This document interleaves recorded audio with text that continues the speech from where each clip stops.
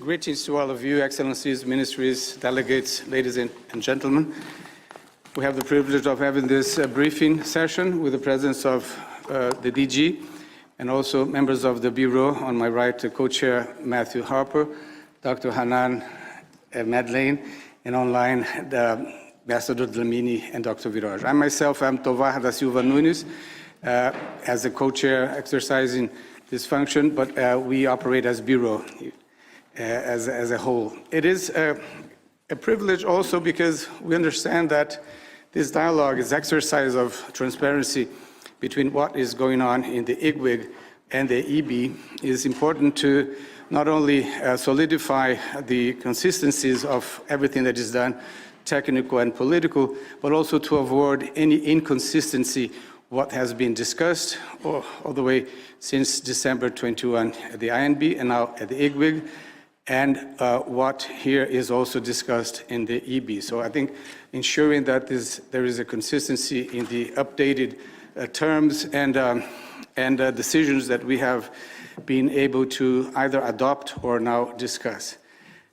As you know, Resolution 78 of one of the last Assembly decided to create this intergovernmental working group, open-ended intergovernmental working group on the pandemic agreement with a mandate that is not only to draft and negotiate a PABS annex, there are other issues that should also be tackled by the IGWIG. And you have a slide reminding us of what is the mandate. It is not only the PABS annex, but something else. But as you see on the first bullet, as a priority, we were asked to draft and negotiate a PABS annex, and co-chair Matthew Harper will go over the evolution since July last year when we held our first organizational session, and all the way to today.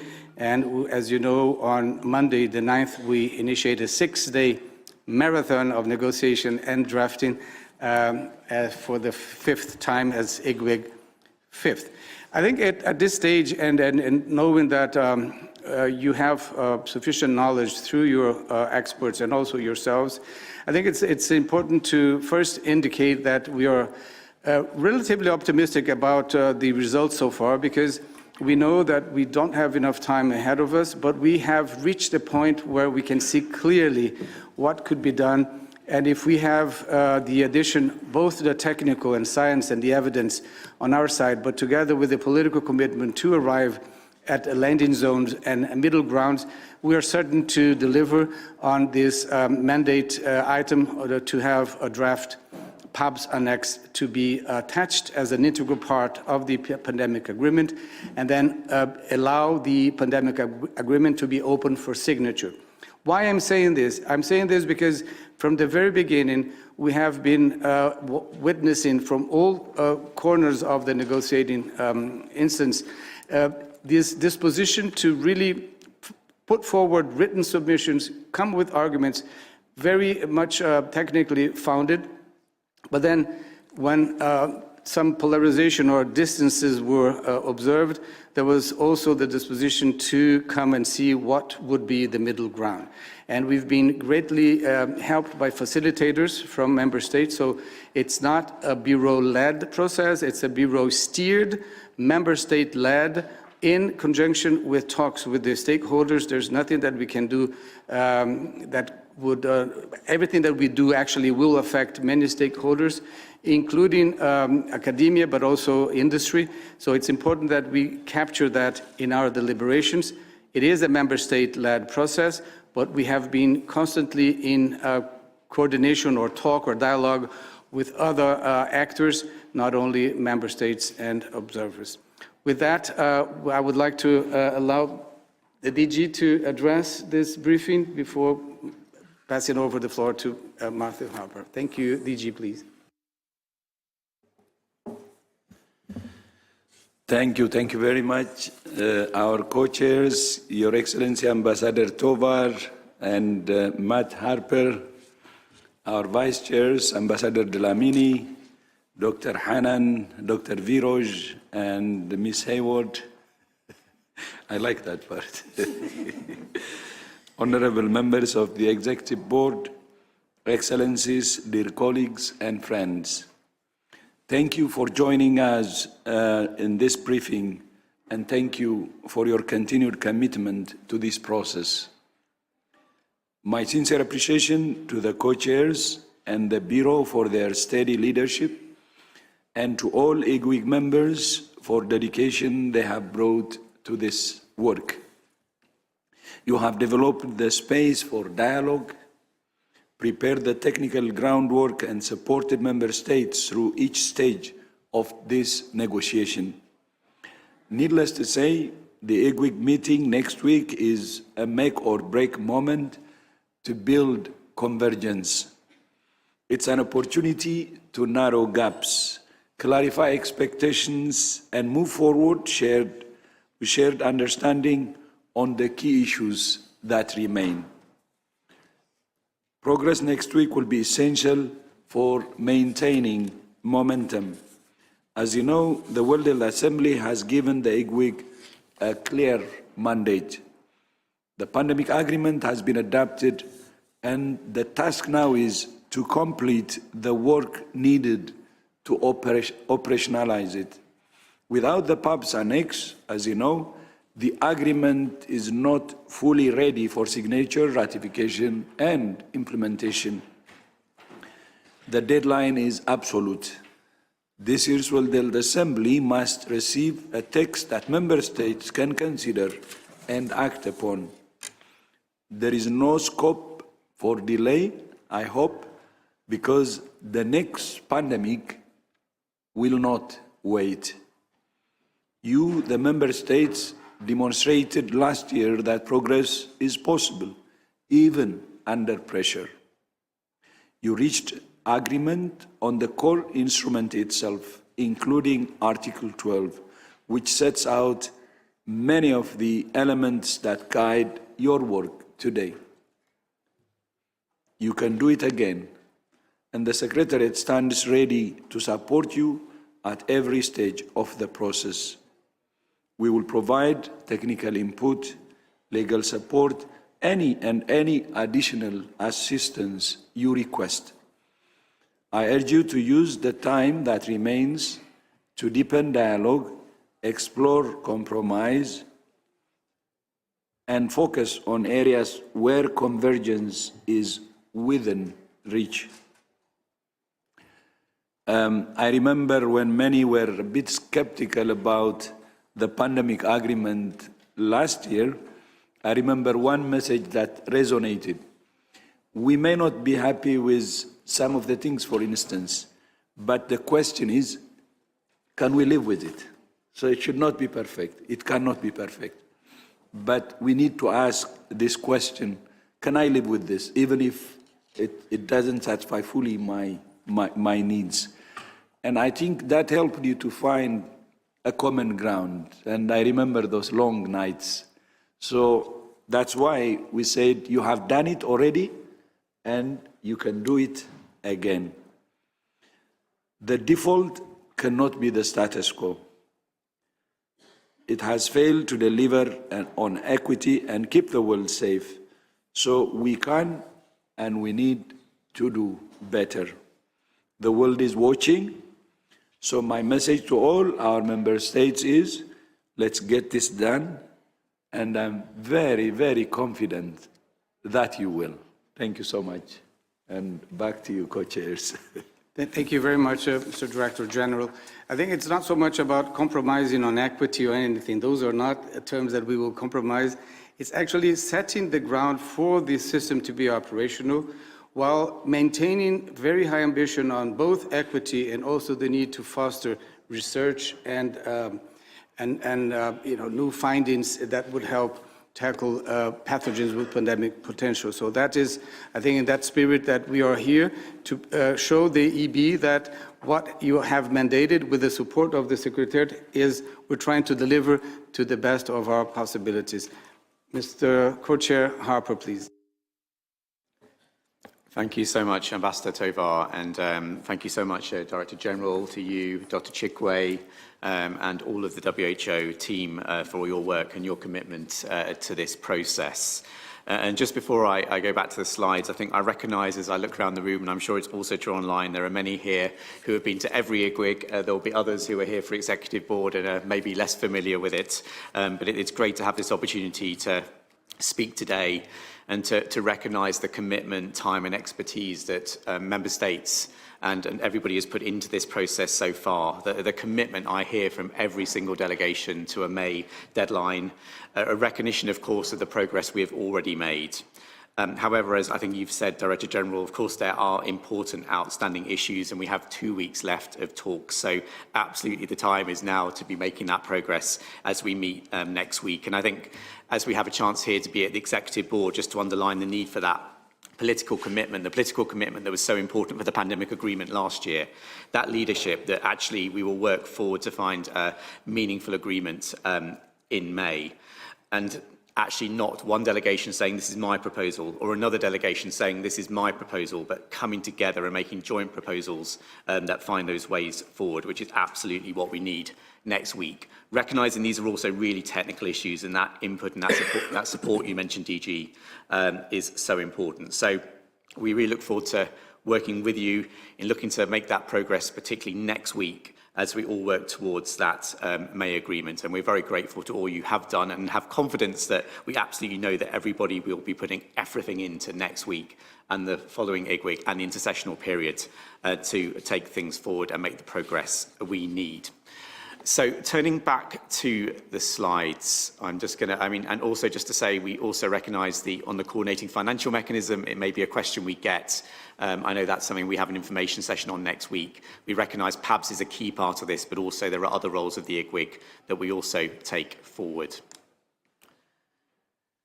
So here is a slide showing that sort of evolution of how we move forward from WHA 78. I think we all remember it after the many long nights, as you've talked about, DG, and that really historic agreement that we reached in May.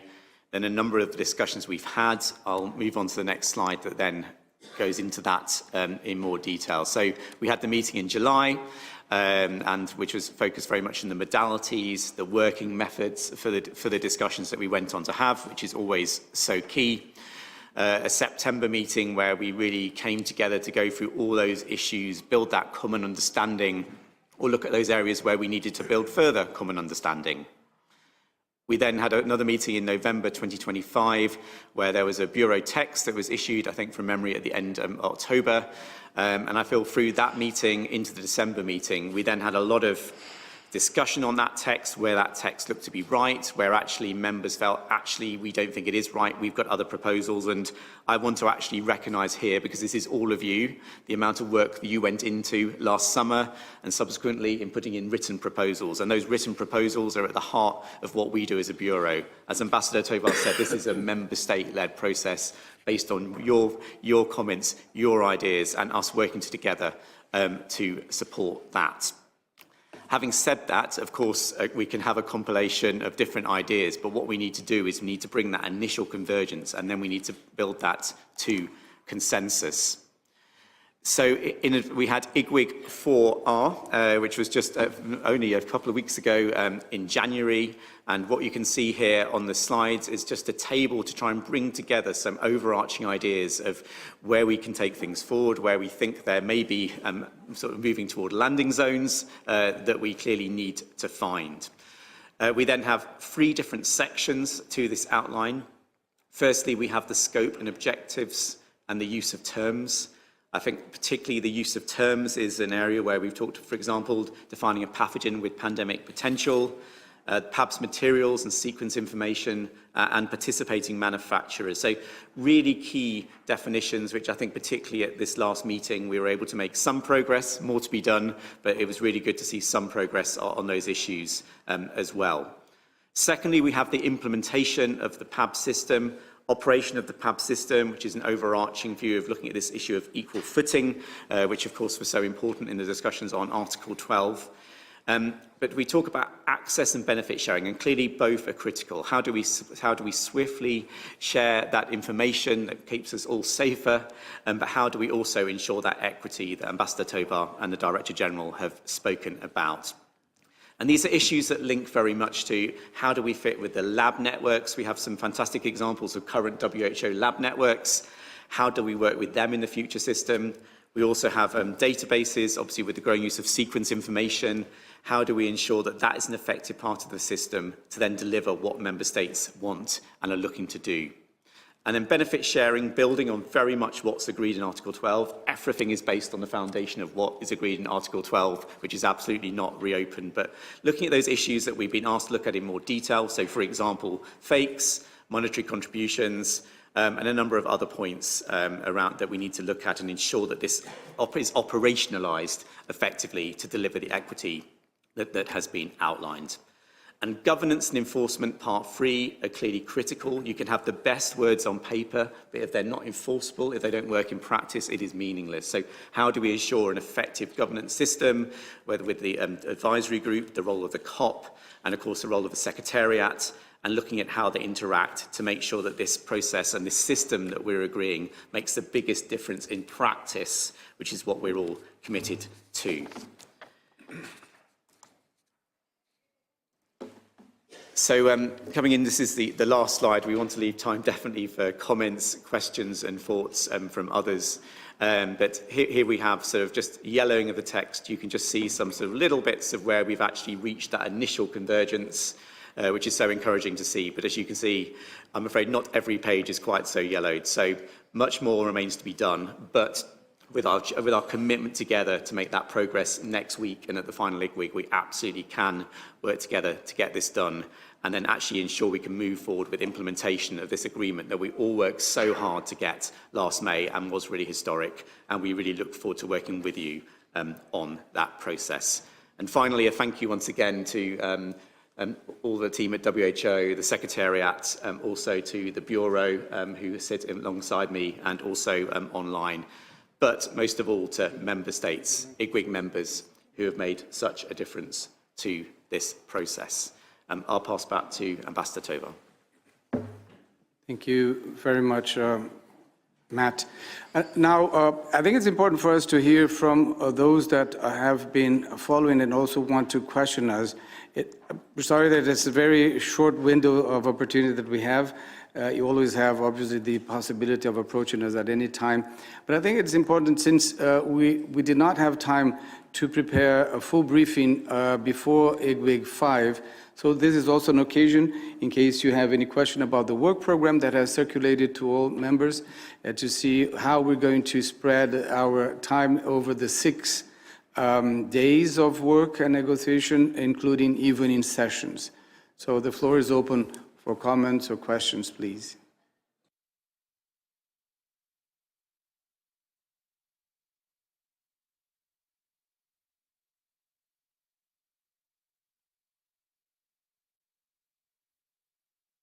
This being a webcast briefing, I think only those in the room that wish to make comments or take the floor would be in a position to do so.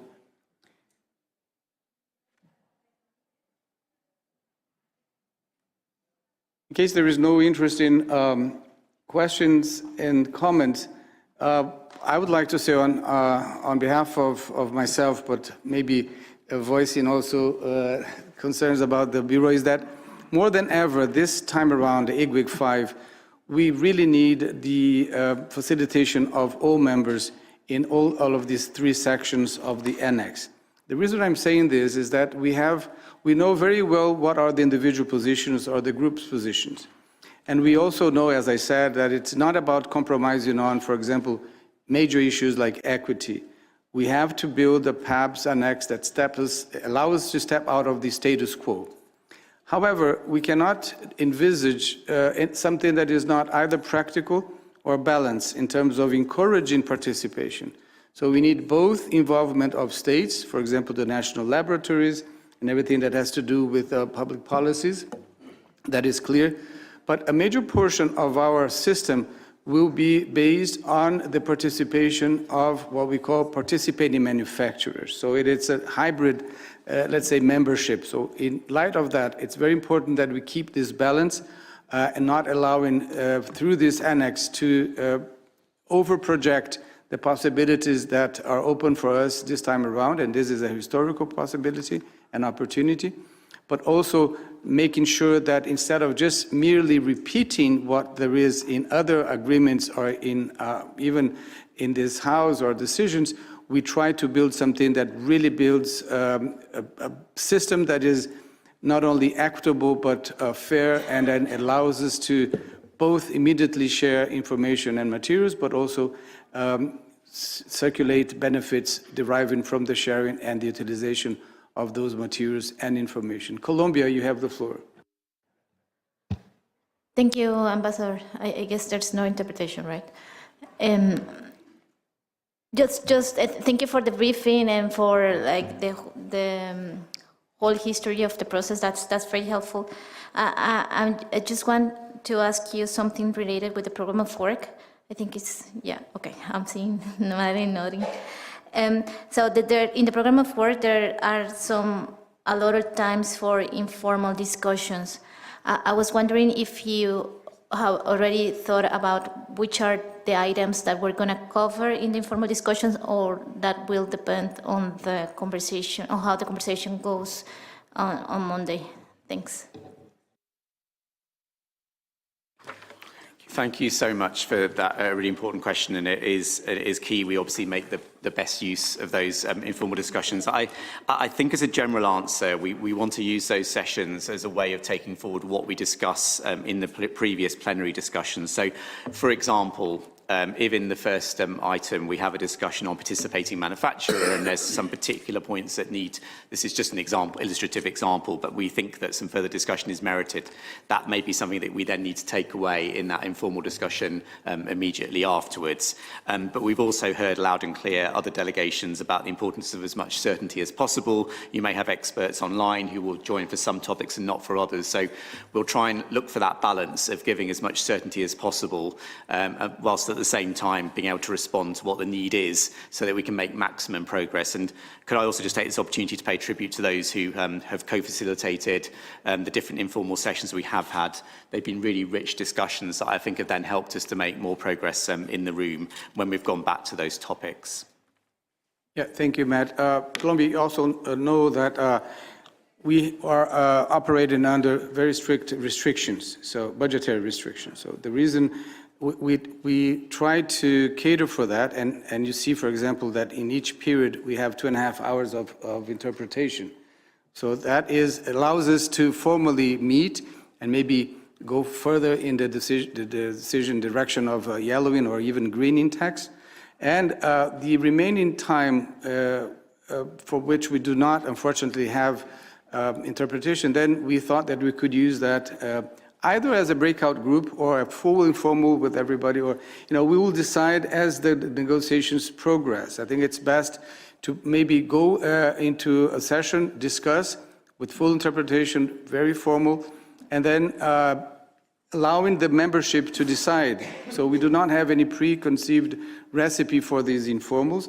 It has to be something that will come out from the members themselves as we go along, we continue the negotiating process. I think those are really windows or opportunities. Maybe we can have early lunch sometimes, and so people allowing people to really negotiate among themselves. It will be sort of a multiple ways of using those informal time, but we'll use them. We'll not leave you idle. Thank you. Any other comments? Pakistan, please.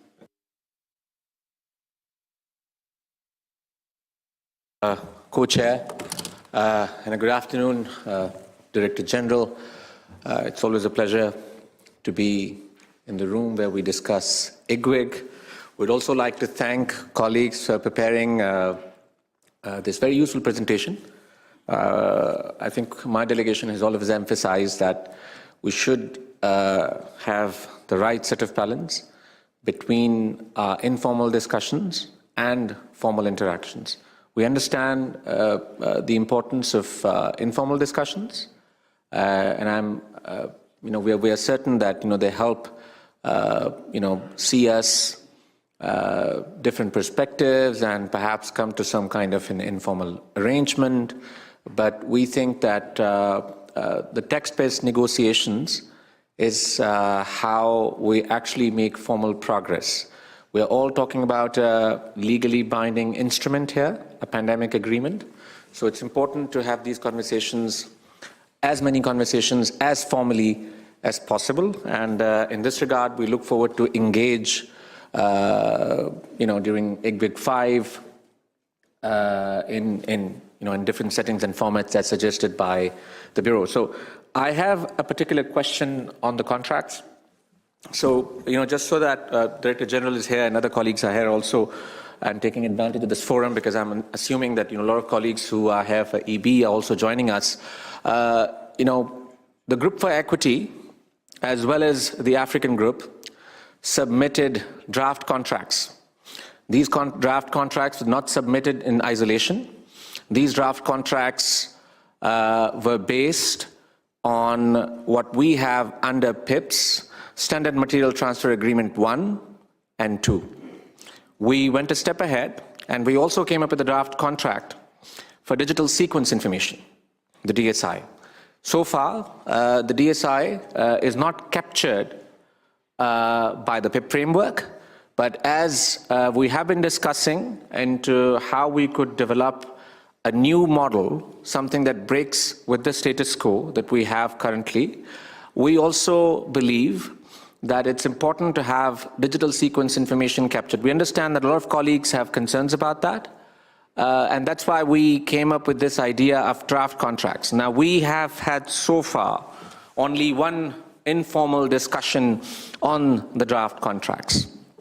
We have asked, and if I am correct about the numbers here, the Group for Equity and the Africa Group comprises 80% of the world's population.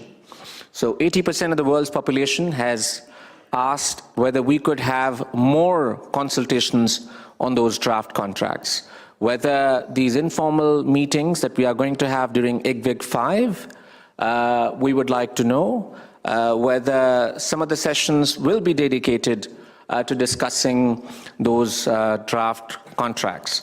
Especially because we've heard from our colleagues, especially colleagues from the European Union, who have repeatedly mentioned that they want to have legally binding contracts by May, as early as May. So we would like to know from the Bureau and the co-chairs that what is the plan? When are we going to have another round of consultations if we really want a legally binding instrument? My last point, sorry for this long intervention, my last point is that my capital, and we've heard this concern from many other capitals, my capital is concerned that we will have a pandemic agreement without having a draft contract. Because without having a draft contract and asking our capital to have a pandemic agreement and based on that to legislate will be an exercise half complete. So in order to complete the exercise, in order to have full legal clarity and certainty, we would like to have a pandemic agreement with draft contracts. I thank you very much. Thank you so much, Pakistan, and thank you for your commitment to this process, as with every other member in this room and online. So, on your first point about informal versus formal, I think we've heard loud and clear the importance of those formal interactions. And of course, we are at a stage where we need to make concrete progress with text, and that can only be done through the formal sessions, which is why I think we have a sort of 16 formal discussions over that week. We have to balance that, of course, with the cost and the interpretation, and that's a balance we have to find. But I think every morning we have a session doing that, and every afternoon and 4 evenings. So I hope that underlines to you the commitment we have on that. And those informal discussions are then critical to then go back into those formal sessions and make the most of those. So we've got a lot of chances to talk about things and make progress next week, and that's partly because we've had that feedback from you and we take it seriously. I also just want to say, in terms of your other points on contracts, clearly that's a critical issue for a large number of members, as you've said. I know there's a number of other issues others may also wish to raise as key for them.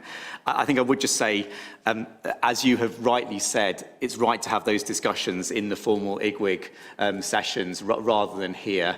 But we hear you loud and clear, and I know we will discuss that and other issues of importance to other delegations as we meet on Monday, and we look forward to that. But thank you so much for raising those important points. Thank you, Matt and Pakistan. I think, as you see, we're already reaching that point that everybody is ready to come to very specific points in the discussions next week, and all the energy that we see gathering for that is encouraging, and we look forward to those discussions beginning on Monday, the 9th. Any other delegation wishing to take the floor?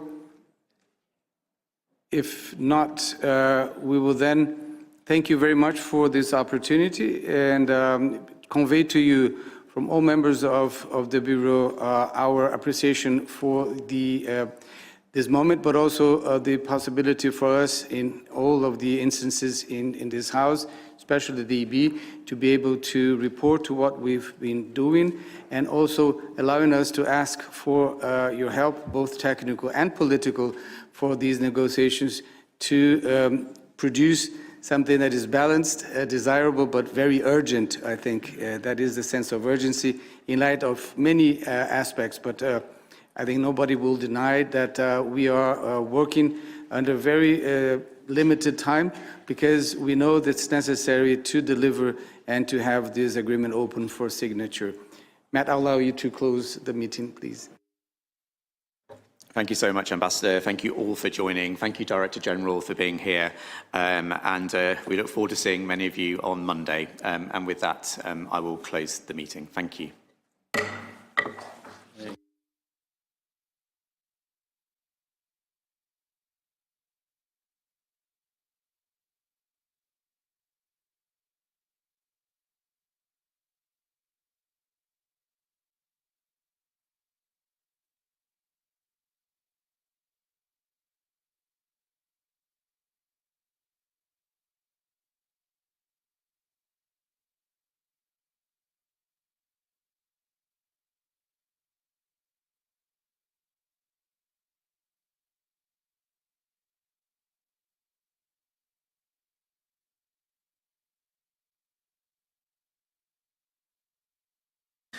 Okay, I now resume the session. We are discussing EB 158, items 16, 17, 18 and 19. I now give the floor to Bulgaria, followed by Haiti. Chair, I have the honor of speaking on behalf of the European Union and its 27 member states. The candidate countries North Macedonia, Montenegro, Serbia, Albania, Ukraine, Republic of Moldova and Georgia, as well as Armenia, aligned themselves with this statement. The EU and its member states remain very concerned by the multitude of acute and protracted health emergencies across the world and by the immense humanitarian health needs globally. We deplore the high number of verified and deliberate attacks on healthcare and condemn all such attacks in the strongest terms. They are a clear violation of international humanitarian law. We commend WHO and its staff for their tireless efforts to save lives in extreme conditions. WHO's role in managing health emergencies remains essential despite the resource constraints, including reductions in the volume of official development assistance. It is in our common interest to ensure that the organization has the financial and human resources it needs to fulfill its priority tasks. Flexible and predictable emergency funding, including contingency funds, is crucial in this regard. To make sure that scarce resources are used optimally, it is also imperative that both act within the global health architecture and the humanitarian health clusters jointly assess their roles in health emergency assistance. To improve countries' long-term preparedness, we underscore the importance of prevention, resilient health system, laboratory capacity, surveillance, investing in primary health care, health workforce, public health infrastructure, community resilience, inclusive, locally led approaches is central to this work. Intersectoral cooperation is needed to tackle the threat of new epidemics and pandemics in line with the One Health approach and taking into account the health impacts of climate change. Surveillance and information sharing at local, regional and global level is critical to preventing the escalation of the spread of disease and to saving lives. This is shared effort. We acknowledge the important work of WHO Hub for Pandemic and Epidemic Intelligence in this area. The EU remains committed to finalize the ongoing negotiation on the PAPS Annex. We have the constructive spirit that enabled the adoption of the pandemic agreement last year. We also guide us towards a fair, implementable and impactful PAP system. To conclude, the UN member states reiterate their strong support to WHO in fulfilling its mandate to strengthen emergency prevention, preparedness and response globally, and to protect the health, well-being and dignity of all people. Thank you. Thank you very much. I now to go to Haiti, followed by Norway. Dear Mr. Chair, Haiti would like to thank the Secretariat for the quality of the reports that have been presented. Health emergencies, the reinforcement of evidence-based interventions, as well as the tie between peace and security, as well as the eradication of polio and the protection of health services in cases of conflict, demonstrates a common reality. Health is a pillar of stability, of resilience, as well as human safety. The current crises that are humanitarian or tied to natural disasters are exerting pressure on healthcare system, especially in the most vulnerable countries. In line with this, decisions that are based and rooted in evidence as well as coordinated action, primary healthcare that is robust, are essential to protect populations and to maintain the continuity of services. Haiti underscores the importance of an integrated approach. We must reinforce ourselves when it comes to emergencies, invest in vaccination and surveillance, protect health establishments as well as healthcare workers, and use health interventions as a lever for social cohesion and peace. Nevertheless, these objectives require predictable resources, technical support that is reinforced, and sustainable partners, without which inequalities in health might worsen. Haiti supports the fact that the EB takes note of these reports and encourages us to show international solidarity to be able to translate to these frameworks in true national capacities. Thank you. Thank you. I now give the floor to Norway, followed by Somalia. Thank you, Chair. I have a statement on item 17. I would like to take this opportunity to thank both the Secretariat for this work and the report, and reiterate our thanks to the co-sponsors and the other countries that have contributed to the work described. It is encouraging that the Secretariat, together with the WHO Collaborating Centre for Effectiveness Research on Public Health and Social Measures, based at our own Norwegian Institute of Public Health, is systematically and efficiently addressing the issues raised by the resolution.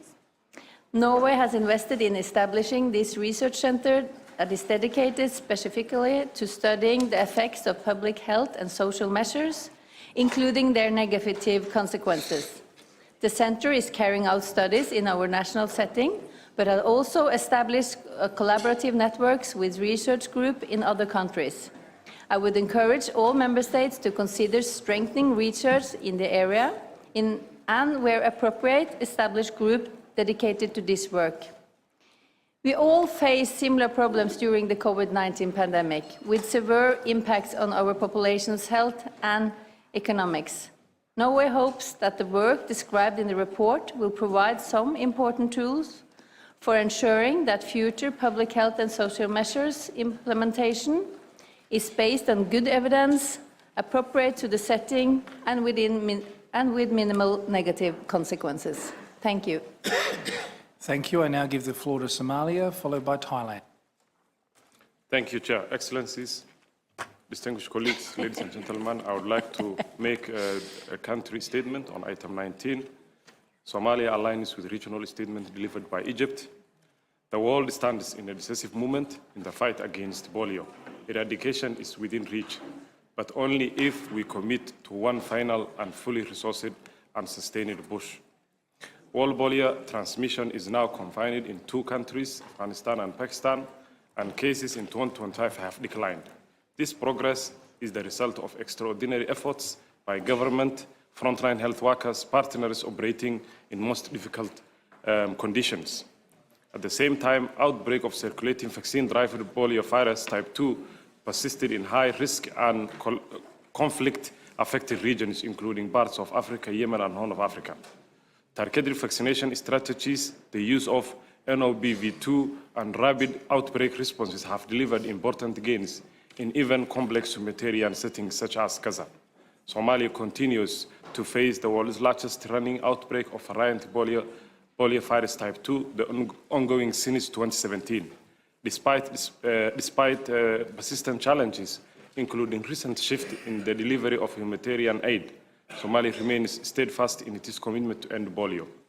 However, the gains remain fragile. Insecurity, access constraints, displacement, and significant funding gaps threaten to reverse the progress. We therefore call for sustained global solidarity, predictable financing, reaching every child who has never been vaccinated through high-quality campaigns is essential to completing the eradication and protecting the most vulnerable communities. With renewed commitments and adequate resources, we can end polio once for all and achieve one of the most important global health milestones for our time. I thank you, Chair. Thank you. I now give the floor to Thailand, followed by Qatar. Chair, on item 16, Thailand reaffirmed WHO's central role and underscored the need for sustainable financing. First, we urge support for the CFE to enable no-regrets action and build international health regulation core capacity. Second, to address mpox and cholera inequities, WHO must advance technology transfer and regional R&D. Third, we advocate for One Health as a core preventive strategy, utilizing community surveillance to detect threats early and reduce costs. On item 17, Thailand supports the Secretariat's effort on Master Protocol and the Knowledge Hub. We emphasize primary health care as the front line for generating evidence and testing test protocols across diverse settings. To address data protection and ethical challenges during crisis, we urge the Secretariat to provide flexible operational guidelines, and we call for equitable capacity building to ensure innovation is accessible to all. On item 19, Thailand notes the report by the Director General on poliomyelitis. Thailand supports reaching all remaining zero-dose children through risk-based and integrated routine immunization strategies focused on hard-to-reach and vulnerable populations. Thailand also supports phased and flexible global implementation adapted to national and regional contexts as a critical approach to sustaining achievement and maintaining a polio-free world. Thank you. Thank you. I call Qatar, followed by Colombia. سيد الرئيس أصحاب المعالي والسعادة Dear Mr. Chair, ladies and gentlemen, may God be with you. The state of Qatar supports the statement made by EMRO on item 19 that was put forward by Egypt.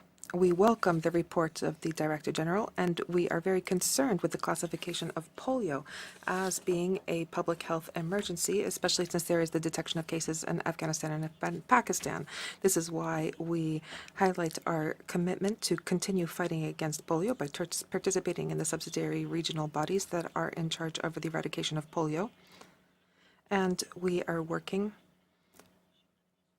hand in hand with our brother and sister countries in the region and the WHO in EMRO, as well as with international partners. Qatar highlights the importance of the efforts that are deployed internationally and nationally to be able to prepare ourselves for a polio-free world. In what regards the questions that are asked in the report, we have sent a written statement that includes several detailed proposals that answer the Secretariat's questions. Thank you very much. Apologies, it won't be Colombia next, as we'll go to the next EB member. It's Barbados. Barbados, you have the floor. Thank you, Chair. Barbados thanks the Secretariat for its unwavering commitment to the Global Polio Eradication Initiative. The extended 2022 to 2023 strategy provides the necessary roadmap for a world free of polio in perpetuity.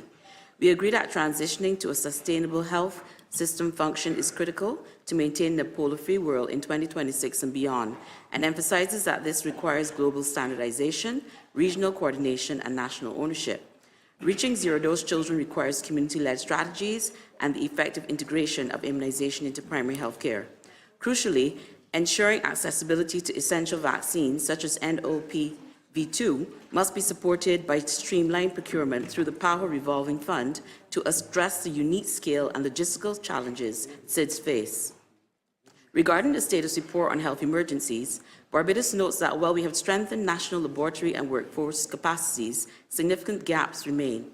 In an era of climate-driven disasters, the WHO remains the indispensable coordinator of global responses. We propose 2 strategic priorities to bridge remaining gaps.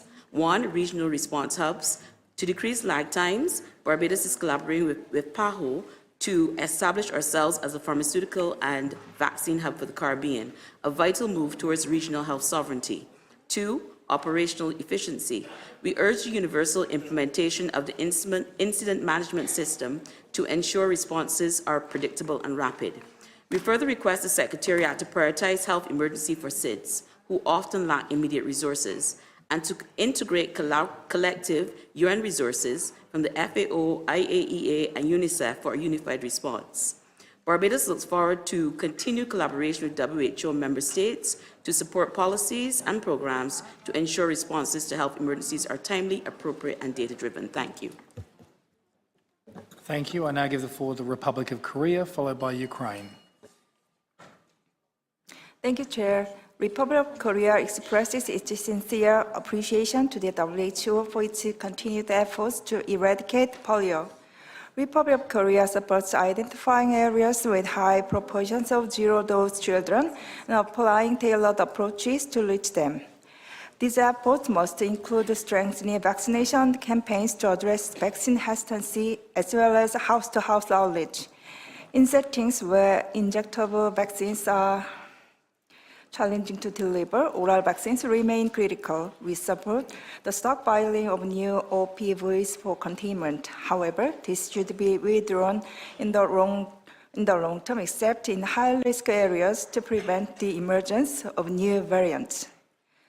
On the domestic front, our new national vaccine immunization program ensures vaccination costs are covered, maintaining a coverage rate of 97%.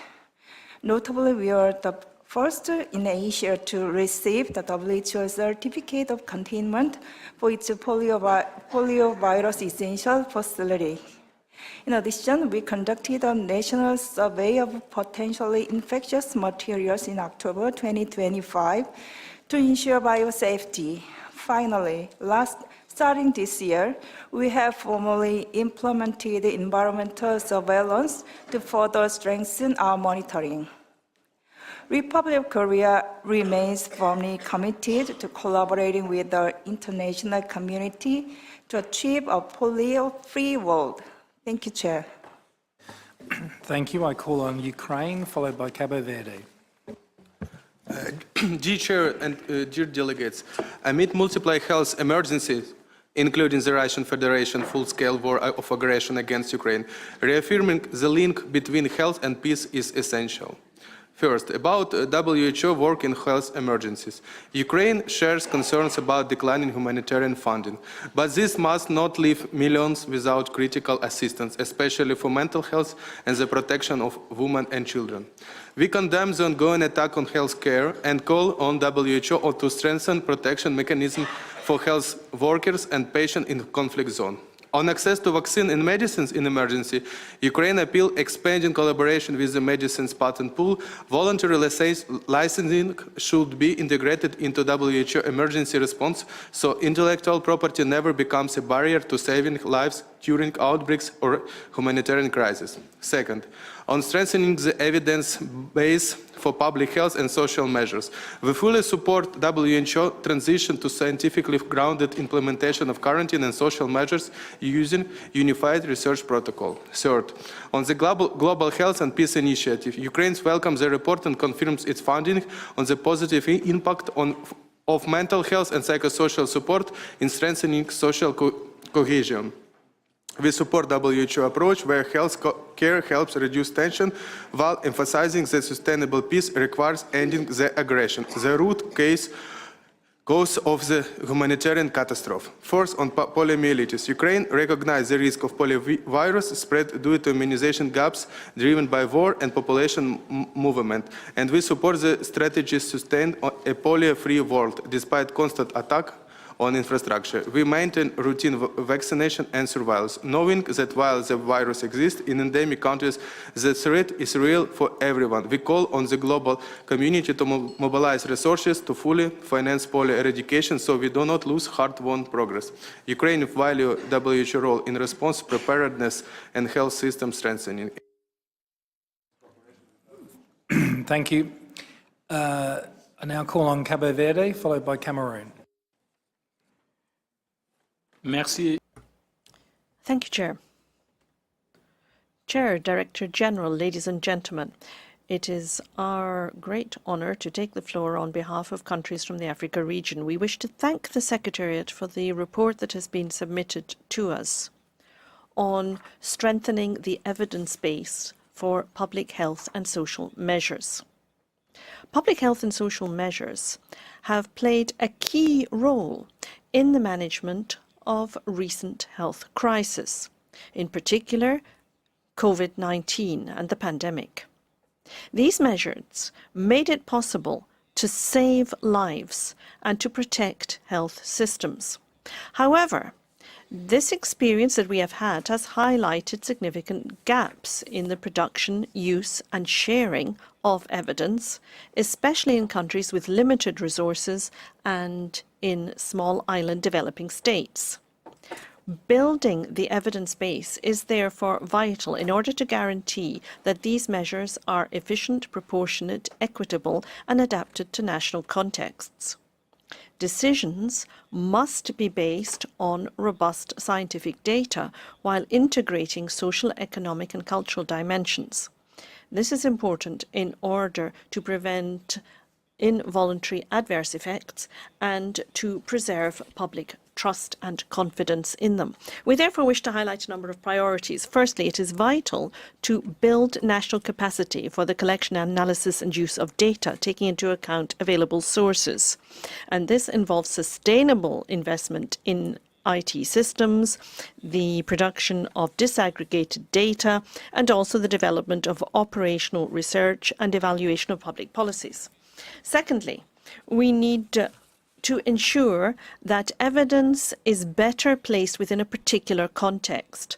We need to recognize that a one-size-fits-all approach cannot respond to the diversity of national realities in the world today, and especially that is the case for island states and other states that are very much exposed to climate change today. Thirdly, we wish to emphasize the importance of shared learning and international cooperation, coordinated and followed up on by WHO. This is essential in order to disseminate good practice and in order to give us genuine communication that is based on evidence. Lastly, we wish to reiterate our commitment to working closely with WHO and all partners in order to promote health governance that is based on evidence, equity and respect for human rights. The purpose of all of this is to build the resilience of our health systems and to make progress towards universal health coverage. Thank you. Thank you very much. I now give the floor to Cameroon, followed by Switzerland. Merci. Thank you very much, Mr. Chair. Cameroon aligns itself with a statement made by the region, and we would like to thank the Director General for the general report on the advances made regarding the WHA's work in health emergencies, in social measures, as well as the public health initiative and for polio. The world currently has seen an increase in health emergencies, and there have been very detrimental effects on population's health. Cameroon therefore suggests the reinforcement and the expansion of the Universal Preparedness and Response Review for preparedness for response to health emergencies. Regarding social measures as well as public health measures in areas of health emergencies, healthcare systems are still dealing with a lack of evidence, lack of high-quality evidence for the implementation of healthcare activities. We would like to reinforce these information systems at the national level to be able to take better decisions regarding social measures and how to respond best to health emergencies. Regarding the Global Health and Peace Initiative, we encourage all of the different activities and strategies in this area that help promote UHC, which then helps more with peace and equity. Regarding polio, this illness is still a great concern in our region and in Cameroon, notably, especially due to the circulation of polio virus in our country. The objective of a polio-free world is a strategic objective, and for our country's elimination of polio is a great challenge. We would like to advocate for vaccines services within public healthcare systems, reinforcement of routine campaigns of vaccination. We finally take note of the report and we reaffirm our support to the strategies of the WHO. Thank you. Thank you. Switzerland, you have the floor, followed by Japan. Thank you, Chair. Switzerland thanks the Director General for the reports. We commend WHO's commitment in increasingly complex crises. However, we remain concerned regarding the financial situation of the Health Emergencies Programme. These constraints risk affecting rapid response when needs are rising. Sustainable financing remains indispensable. We would like to seek further clarity on WHO's cluster lead role for the health sector. Given limited resources and the ongoing humanitarian reset, how does WHO prioritize coordination and ensure effective collaboration? We express concern over continued attacks against health facilities and health personnel, which compromise access to care. Switzerland emphasizes that international humanitarian law must be respected in all circumstances. We support WHO's crucial role documenting such violations and advocating for preventive measures. Regarding the Global Health and Peace Initiative, we welcome the tangible process achieved since Resolution WHA 77.9. We commend WHO's ability to translate an ambitious conceptual framework into concrete actions through knowledge production, regional and country office engagement, and pilot interventions in fragile and conflict contexts. An integrated approach is particularly relevant in a global context marked by multiplying crises and increasing pressure on health systems. We reaffirm our full support for this initiative, which recognizes the fundamental role of health as a vector for social cohesion, for trust, and sustainable peace. We support prioritizing capacity building and developing strategic partnerships with UN agencies, regional organizations, civil society, and academia to maximize impact. Predictable and sustained financing is essential to maintain and build on these achievements. Thank you. Thank you. I give the floor to Japan, followed by Lebanon.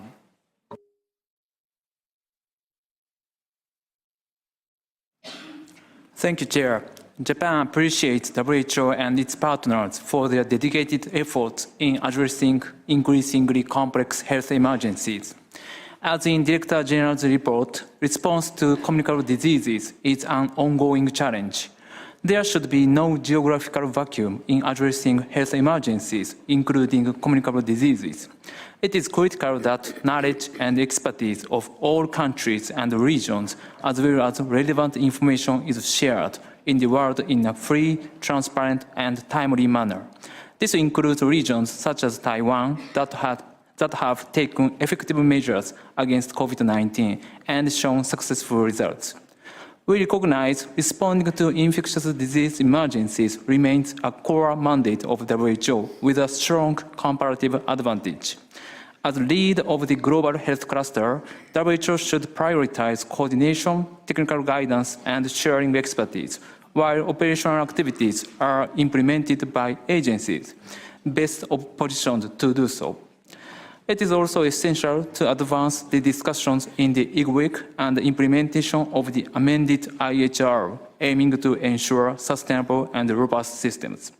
Japan remains committed to international cooperation. Following the recent earthquake in Myanmar, Japan deployed its emergency medical team that provided around 2,100 medical consultations.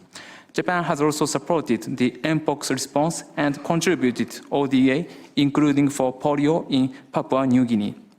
Effective emergency response must also be supported by strong public health and social measures. Japan will continue enhancing evidence-based approaches while working closely with WHO and the member states.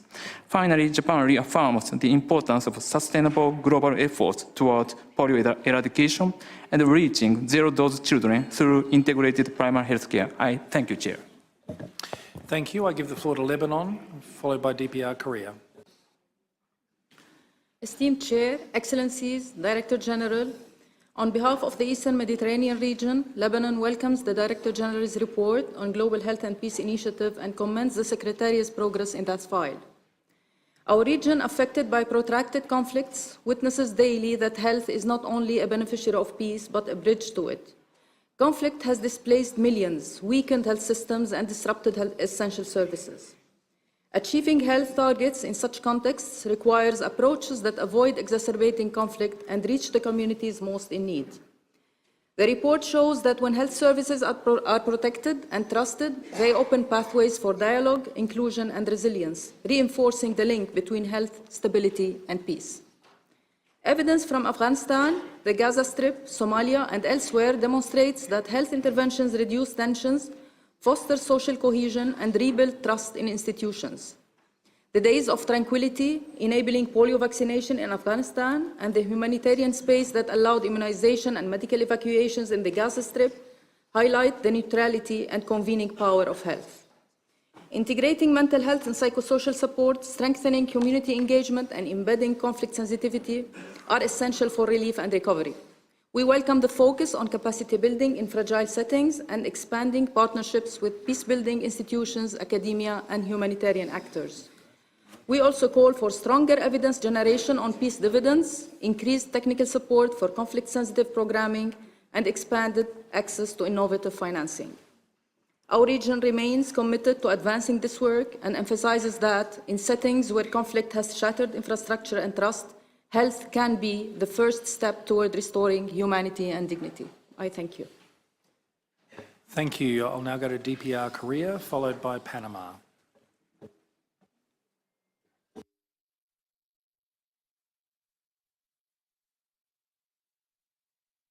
DPR Korea, can you just push your button again? I think you must have fallen off.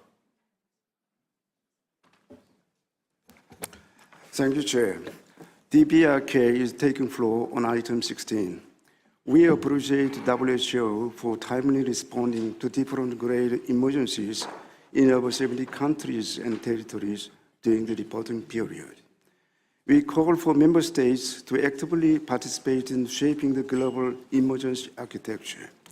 This collaboration is essential to strengthening preparedness and response capabilities at a global, regional, and national levels. We recommend the WHO to take measures to support the member states for their initiatives aimed to build robust and resilient health systems. In this regard, we welcome WHO's 2026 Global Appeal launched yesterday to help millions of people in health emergencies and crisis settings. Lastly, DPRK supports One China principle. Taiwan is a part of China. We hold that Taiwan's region's participation in activities of the WHO must be handled in accordance with the UN General Assembly Resolution 2758 and World Health Assembly Resolution 25.1, which provides legal foundation for WHO to handle Taiwan-related questions. Our support also goes to the Iranian government and people in their just cause to safeguard the sovereignty of the country. Thank you. I now call on Panama, followed by Australia.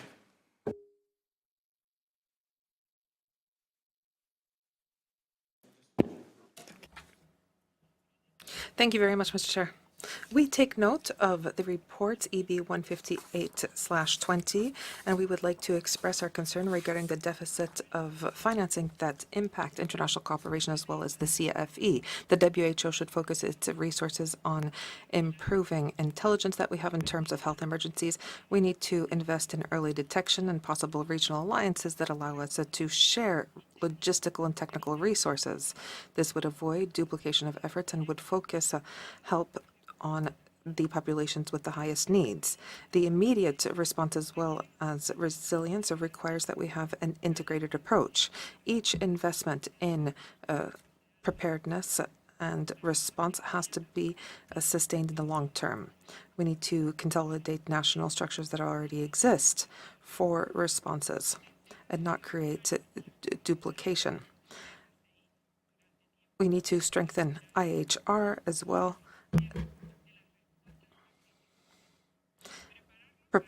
Preparing ourselves for a polio-free world means that we need to integrate essential functions in the national public health systems, ensuring containment of polio virus, coordinating regional efforts, as well as implementing the transition and sustainability measures governed by the WHO. We need to reach the ones that have not yet been vaccinated. There are also contexts of insecurity, mobility, and low coverage. We need to use geo-referencing as well as strengthening of healthcare workforce capabilities when it comes to combating polio. When it comes to a reduction in financing, we need to mobilize national resources as well as increase community participation to reestablish trust, as well as demand for vaccination to complete the IA Agenda 2030, sustained financial resources, and with innovative mechanisms at the national level is absolutely essential. Thank you. Thank you very much. I call on Australia, followed by Lesotho. Thank you, Chair. Our statement relates to items 16, health emergencies, and item 19, polio. We commend WHO's staff for their dedication and resilience in responding to health emergencies. Australia was pleased to launch the Declaration on the Protection of Humanitarian Personnel in 2025, with the endorsement of more than half the United Nations and the support of humanitarian organisations. This renewed commitment must drive real protection for humanitarian workers, risking their lives to protect others. We deeply appreciate WHO's sustained support for member states to strengthen preparedness and response capacities. We strongly urge all member states to continue to meaningfully engage in negotiations to finalise the PABS Annex by the 79th World Health Assembly. Inclusivity remains important. We need everyone to be part of global solutions to global challenges. It is essential that no population or potential partner is excluded. Australia is pleased to support WHO's Health Emergencies Programme and encourages all member states to consider providing voluntary funding. We commend the Global Polio Eradication Initiative for its sustained efforts to eradicate polio. We note with concern the current outbreak of circulating vaccine-derived poliovirus type 2 in Papua New Guinea. This underlines the importance of building and sustaining immunity to polio everywhere.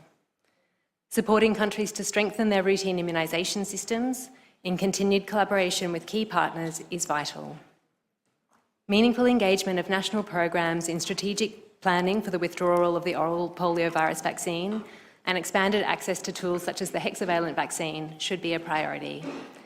We are keen to see GPEI strengthen its disability equity efforts in order to ensure we are reaching zero-dose children and achieving a polio-free world. Thank you. Thank you. I call on Lesotho, followed by Nepal. Thank you, Chair. Lesotho, on behalf of the African region, thanks the Secretariat for a comprehensive report on WHO's work in health emergencies and commends WHO's leadership amid increasingly complex and interconnected crises.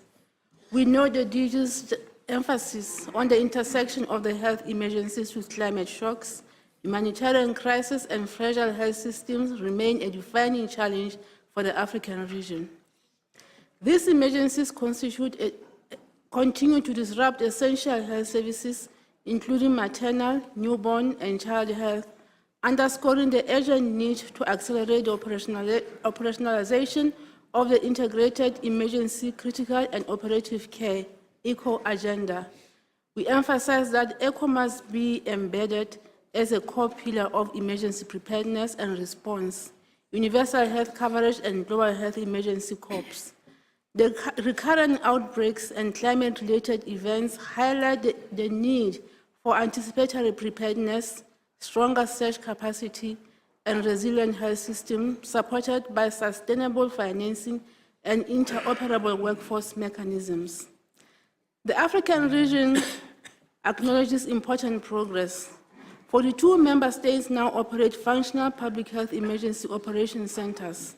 44 have undertaken readiness assessment and contingency planning, and surveillance capacity continues to strengthen with improved IHR core capacity scores and faster detection of public health events. Laboratory systems have expanded substantially, with 46 of the 47 member states now having genomic sequencing capability. Strengthened collaboration with Africa CDC, UN agencies, and humanitarian partners has improved multi-sectoral coordination and response.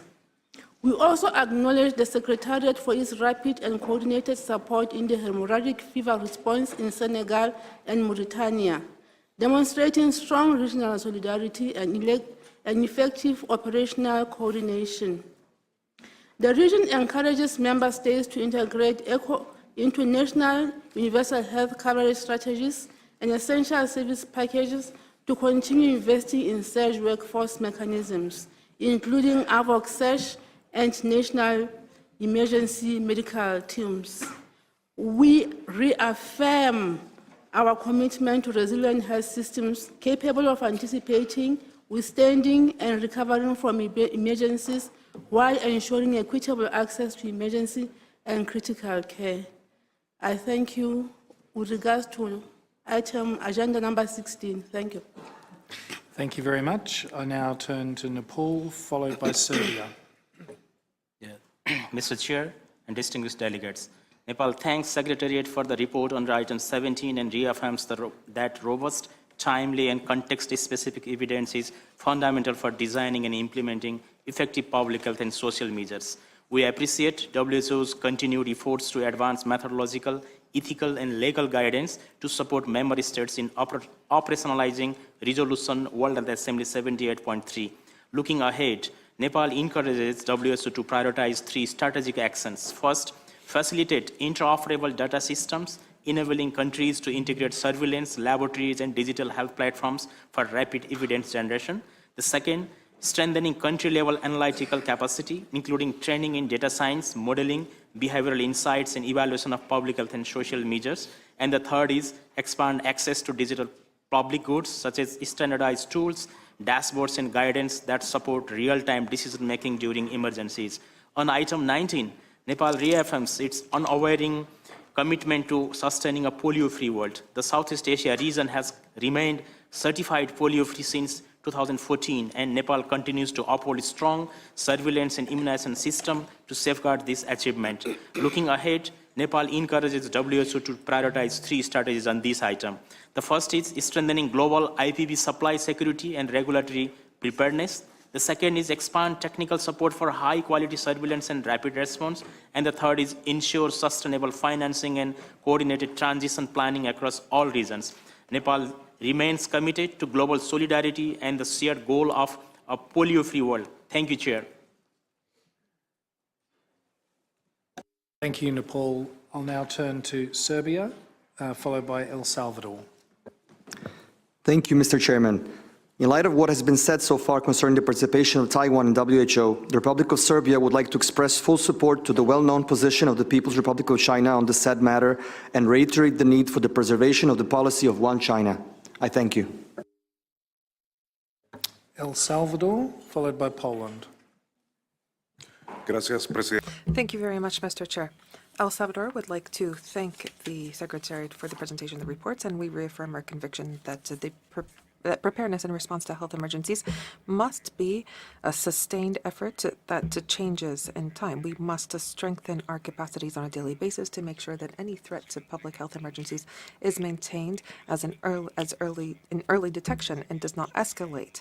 We highlight that the transfer of technology as well as the interchange of scientific experiences and knowledge are absolutely fundamental to improve the quality of life of our people.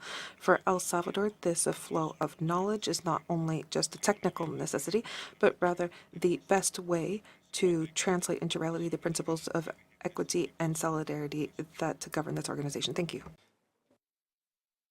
Thank you very much. Poland, followed by Bulgaria.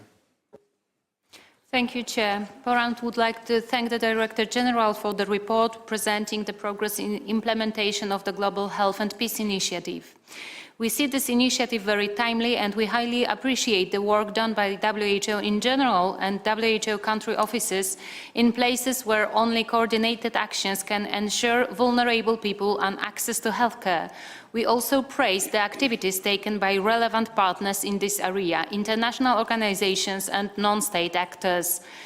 Being committed to enhance the UHC and obliged to follow the international humanitarian law, we praise all the activities taken to support the nations in crisis, especially those affected by wars and other armed conflicts, and the hosting societies, as well as the refugees, migrants, and displaced persons.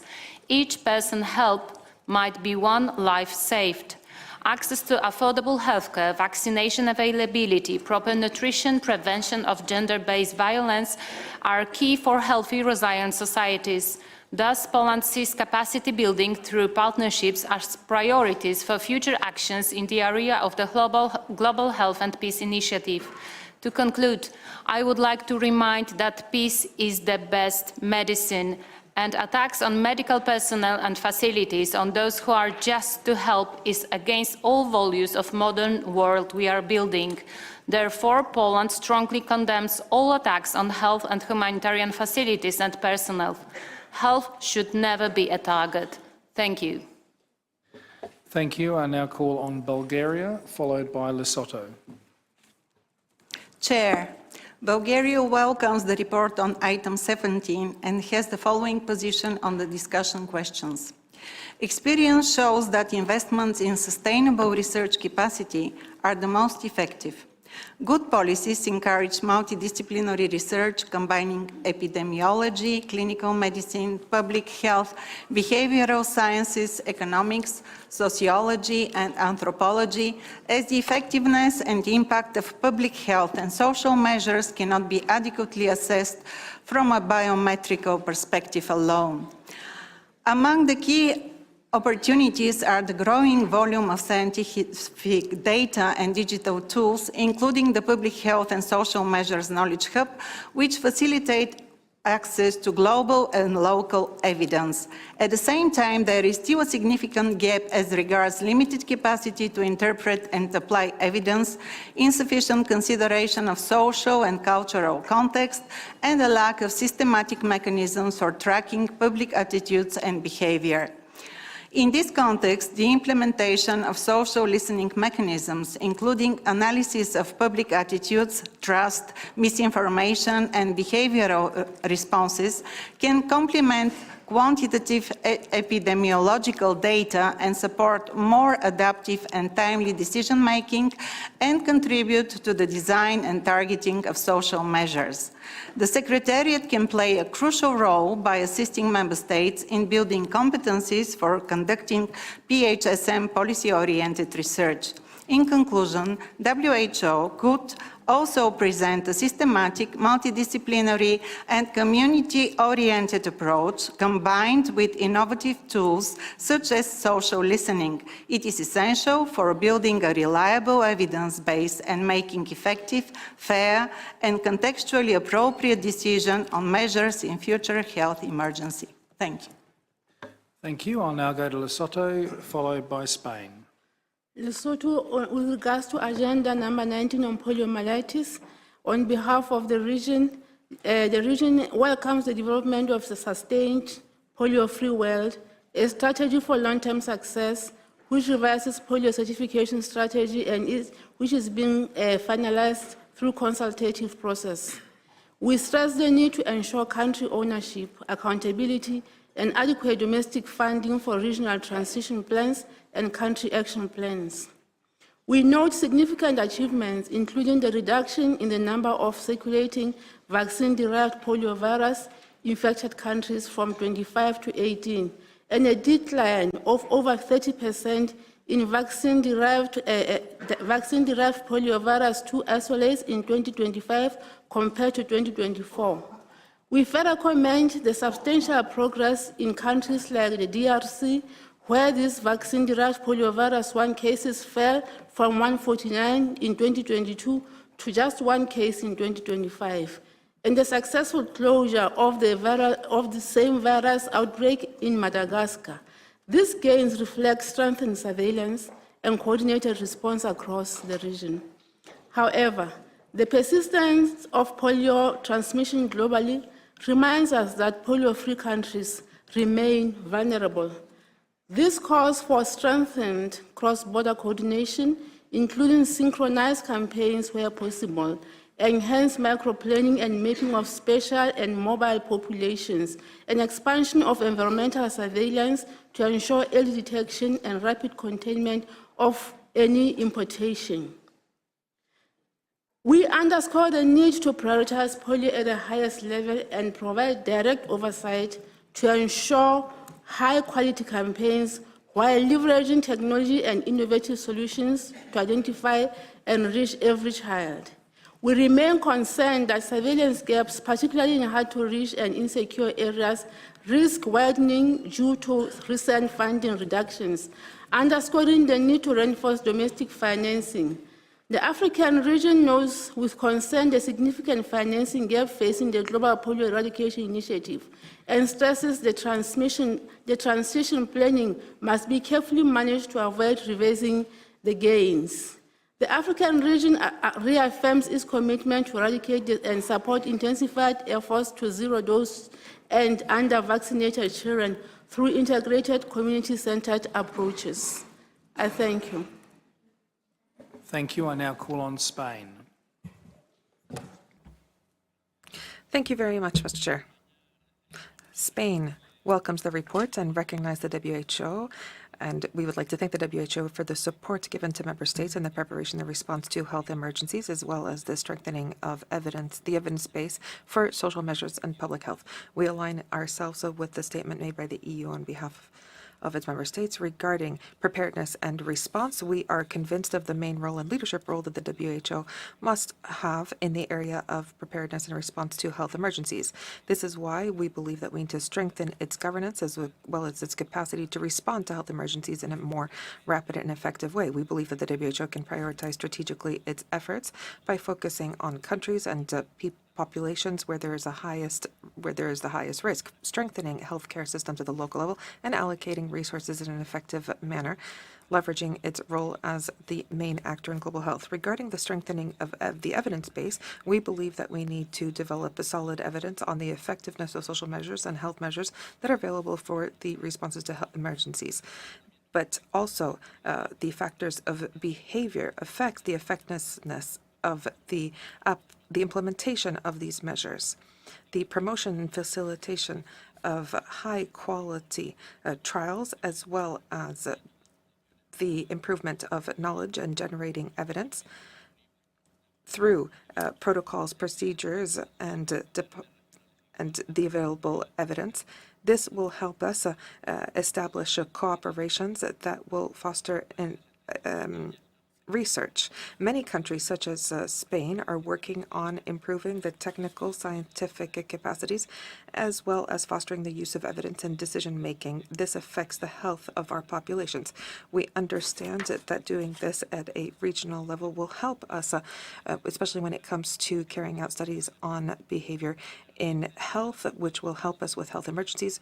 We believe that research is absolutely important. We take note of the report. Interpreters would like to remind participants to please speak at a reasonable pace to allow for accurate interpretation. Thank you.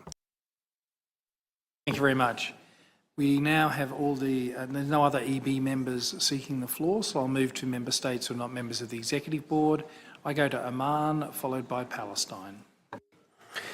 تتقدم سلطنة عمان بخالص الشكر والتقدير. Thank you, Chair. The Sultanate of Oman would like to begin by thanking the Director General for the reports that he has submitted to the EB, in particular the report on WHO's work in health emergencies. This report, this document, has given us a full picture of the challenges that are being faced today, and these challenges are increasing when it comes to health emergencies. We can certainly see that health is increasingly impacted by things like climate change, insecurity and conflict. Indeed, if we look at climate emergencies, then we're not just talking about things that happen from time to time. They are increasingly frequent phenomena. We therefore need to emphasize prevention, capacity building for response in all circumstances. That being so, it is vital that we all do our utmost to develop national early warning systems and that we train our staff and build our domestic capacity in order to allow us all to have better preparedness and response mechanisms and therefore to limit the negative impact of emergencies. 3 non-state actor constituency statements which will be interspersed with member state presentations. I'll take 2 more member states before the first constituency. So I'll hand over now, give the floor to Palestine, followed by Brazil. Thank you, Mr. Chairperson. Palestine on item 17 and 19. There is no peace without health. Polio outbreaks during the intense Israeli genocidal war in over 2 years of all-out war in the Gaza Strip.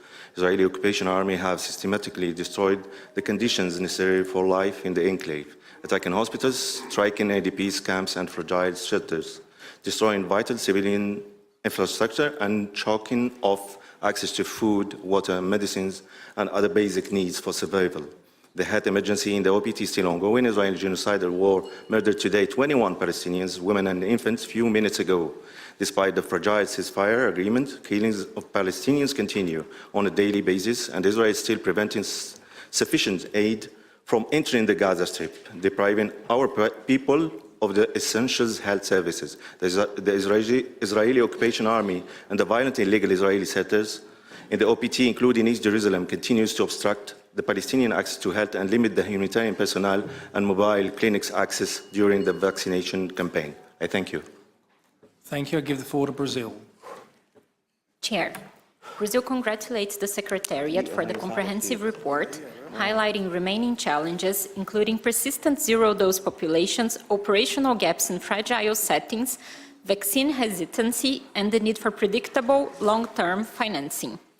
After a period of decline in polio vaccination coverage, Brazil's current administration successfully restored an upward trajectory, rising from 77.2% in 2022 to 86.76% in 2025, reaffirming the strength of our routine immunization system. We call on member states to intensify efforts to reach zero-dose children, address vaccine hesitancy through evidence-based strategies, secure sustainable financing, and strengthen national, regional, and global coordination to protect and sustain a polio-free world. Thank you. Thank you. I now go to the constituency statement of the Knowledge Ecology International, Inc. You have the floor. I'm making this statement on behalf of Knowledge Ecology International, Health Action International, Global Health Council, World Council of Churches, and Oxfam International. Completion, of the pandemic agreement is one of the most pressing and consequential issues before the WHO, both institution and mission-wise.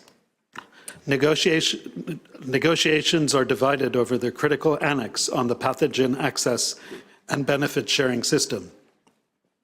In its present form, the annex would link the equity provisions to obligations specified in contracts between users of pathogen data, research institutions, companies, and the WHO.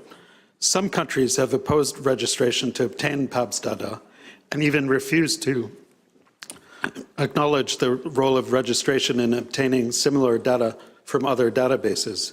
There is great concern that the number of bilateral agreements between countries will undermine WHO's role in facilitating the implementation of the PABS agreement. The approach taken in the 2023 agreement on marine biological diversity of areas beyond national jurisdiction, known as the BB&J Agreement, could be considered. This binding treaty facilitates open science and focuses equity provisions on product commercialization with enforcement by the treaty parties. The negotiators have also decided to impose secrecy on the negotiations in some sessions. And in some sessions, NGOs were not allowed in the building. For example, in the last session, relevant stakeholders and NGOs in official relations were only allowed to speak briefly on the last day remotely and were not allowed to discuss specific sections in the text. And finally, the secrecy surrounding these negotiations is appalling and provides ammunition to parties seeking to discredit the agreement and the WHO. WHO member states should be more transparent, not less. Thank you. Thank you. I now give the floor to Iran, followed by Angola. Mr. Chair, the report by DG on the WHO's work in health emergencies reminds of the importance of this body's work in cooperation with member states to address challenges in humanitarian settings worldwide. Mr. Chair, once again, the Israeli regime has demonstrated a malicious attempt to divert attention from the horrific situation in Gaza by submitting an irrelevant proposal to the EB meeting. Iran categorically rejects the false and politically motivated allegations raised by the delegates of the Israeli regime under Agenda Item 16. For this particular so-called member, the agenda is not and will not be health. It is merely another divisionary tactic to obscure the ongoing genocide in the occupied Palestinian territory, in particular Gaza. It is for this very reason that this body is seized of the matter under Agenda Item 21. Iran calls on the Israeli regime to stop in attacks on civilian and health care and ensure full, safe, and unhindered humanitarian access. Mr. Chair, we commend the health workforce who have labored tirelessly at great personal risk to deliver aid. Many have made the ultimate sacrifice. We honor the courage of health workers who have saved others, often losing their own lives. I thank you. Now give the floor to Angola, followed by India. Thank you, Chair. Angola reaffirmed its commitment to the polio eradication, recognizing progress achieved under WHO leadership. Despite significant progress, polio remains as a real threat in fragile health contexts and inequalities access vaccination. Chair, Angola government has strengthened routine vaccination campaign, epidemiological surveillance, and rapid outbreak response.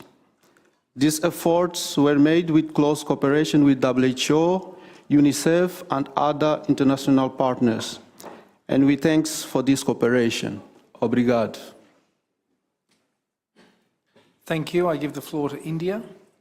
Thank you, Chair. On Agenda Item 17, recognizing that evidence-informed, proportionate, and context-specific public health and social measures are essential for effective preparedness, response, and recovery during public health emergencies, India supports the proposed actions outlined in the report to strengthen the evidence base for public health social measures.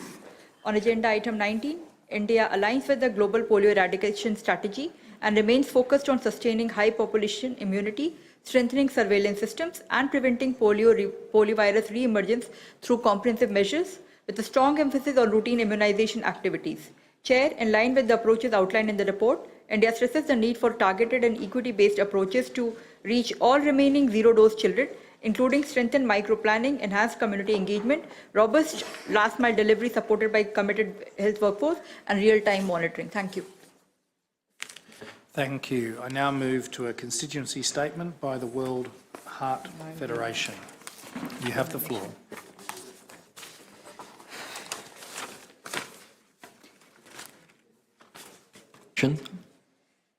Thank you, Chair.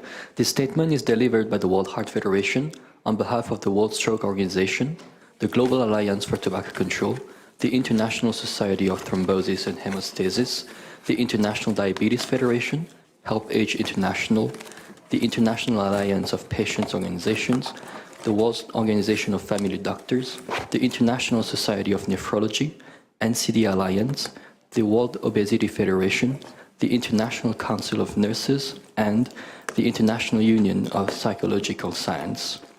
Honorable Chair, distinguished delegates, NCDs, particularly cardiovascular disease, stroke, hypertension, kidney disease, diabetes, and other circulatory conditions and their risk factors, remain too frequently neglected in health emergencies and humanitarian settings. In such settings, people living across the life course with NCDs face significant challenges due to strained health systems, disrupted services, and limited inclusion into national preparedness and response plans. In fact, evidence shows that NCD complications occur 2 to 3 times more frequently in emergency contexts than in stable settings, with significant higher rates of premature mortality. Primary health care remains the first point of contact with most communities and the foundation for effective emergency response and recovery. We note with concern that recent funding cuts for global public health have reduced access to essential services for millions across the globe, with vulnerable populations including women, children, older people, people with disabilities, and people living in humanitarian settings bearing the heaviest burden.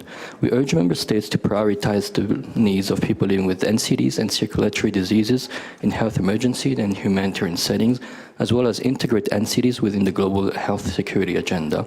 Integrate essential NCD services into emergency preparedness, response, and recovery plans. Strengthen PHC and UHC as core emergency infrastructure to build resilient and inclusive systems that ensure continuous, integrated, people-centered, and equitable NCD prevention, treatment, and care, including through sustained investment in the health workforce as a critical enabler of service delivery, combined with mechanisms for financial protection and reduce barriers to care. And finally, collect, analyze, and use data to generate timely intelligence for humanitarian actors and health systems. Thank you. Thank you very much.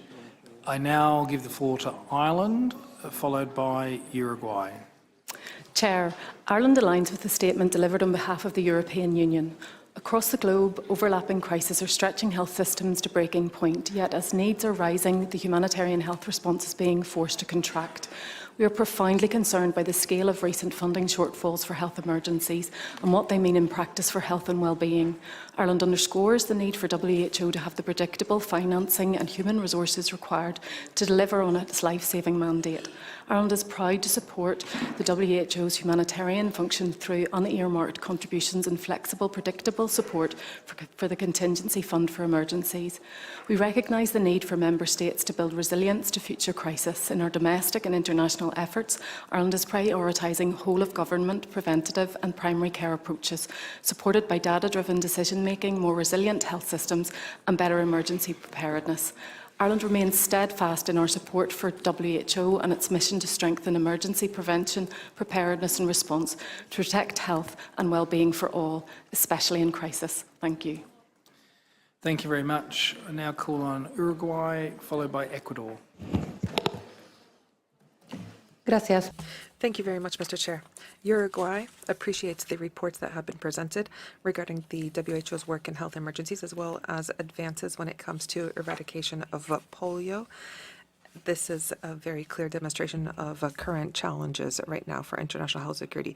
We share our concern for the impact of climate change, the contraction of finances at the international level, as well as the health facilities where there are many different problems. We would like to have a more integrated, comprehensive approach, as well as working towards more equity in terms of essential medicine and essential services. We need to detect early on different threats. We need to integrate the polio facilities in the health system at wide and close the gaps of the zero-dose children for sustainable eradication. We believe in evidence, and we must have evidence-based approaches here at the WHO. Thank you very much, Mr. Chair. Ecuador would like to welcome the presentation of the report of the Director General on the work of the WHO in health emergencies. We recognize the increasing complexity of the global environment that is marked by the interaction between climate risks, humanitarian crises, as well as epidemic outbreaks, as well as the decrease in funding. Against this backdrop, we reaffirm our commitment in what regards the bolstering of the preparedness and response to health emergencies in alignment with the IHR. We have advanced in the strengthening of epidemiological surveillance of early detection systems as well as laboratory capacities and coordinated response when it comes to outbreaks and extreme natural disasters with the assistance of the WHO. We would like to underscore the importance of continuing strengthening comprehensive risk management, intersectoral coordination, and the One Health approach. Lastly, Ecuador underscores the necessity to ensure predictable funding, strengthening international cooperation mechanism, and promoting equitable access, as well as essential medical countermeasures. Turn to the third constituency statement from the International Federation of Pharmaceutical Manufacturers and Associations. You have the floor. This statement is delivered by the IFPMA on behalf of the Global Medical Technology Alliance and the Global Self-Care Federation. We appreciate the opportunity to contribute to the discussions at the EB. WHO's work on strengthening emergency preparedness reflects a shared commitment to ensuring the world is better equipped for future health threats. We welcome this direction and the emphasis on clarity, coordination, and readiness. As EB documents highlight, WHO will now take on an expanded set of responsibilities, including developing practical guidance, tools, and support for countries as they implement the new IHR provisions. It will be important that the criteria and processes remain clear, science-based, and consistently applied. EB 158/5 also outlines new expectations for IMCMNet and for work on manufacturing, supply chains, and broader emergency coordination. These are important areas, and our industries stand ready to collaborate. At the same time, it will be helpful to ensure that WHO's role continues to focus on what it does best: setting standards, supporting regulatory alignment, and coordinating information across countries. Across the EB agenda, one theme stands out: the need for a strong alignment between the amended IHR, the pandemic agreement, and the forthcoming PABS Annex. Ensuring these frameworks work smoothly together will help avoid the stacking of obligations and support efficient, coordinated implementation.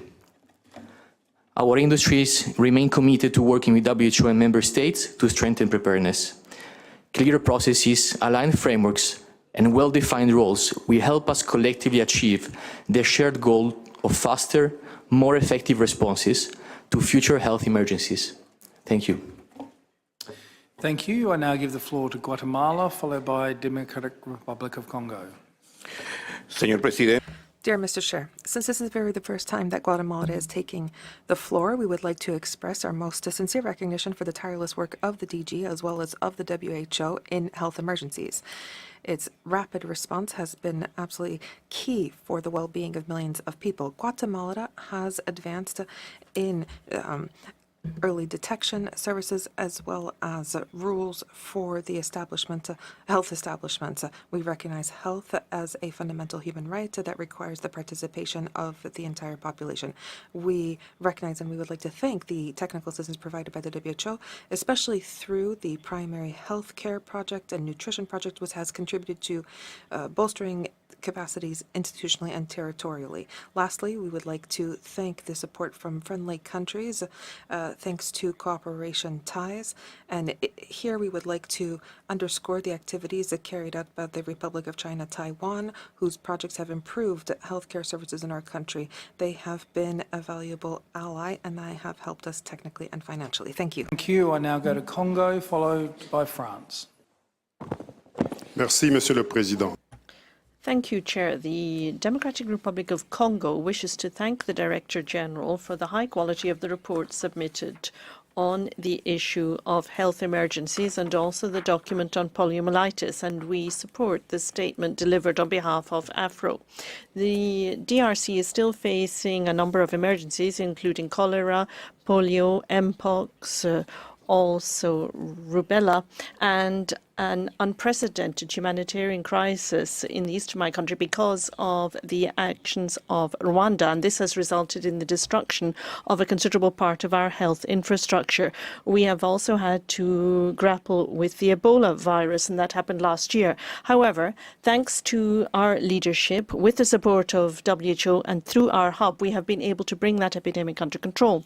And we have been praised for the level of our coordination. Progress has also been made with reference to poliomyelitis, and we are encouraged that we are on the right path towards eradication. We know that a One Health approach is vital, and support from WHO is also essential as we seek to build the resilience of our health system. Thank you. Thank you. Now go to France, followed by Germany.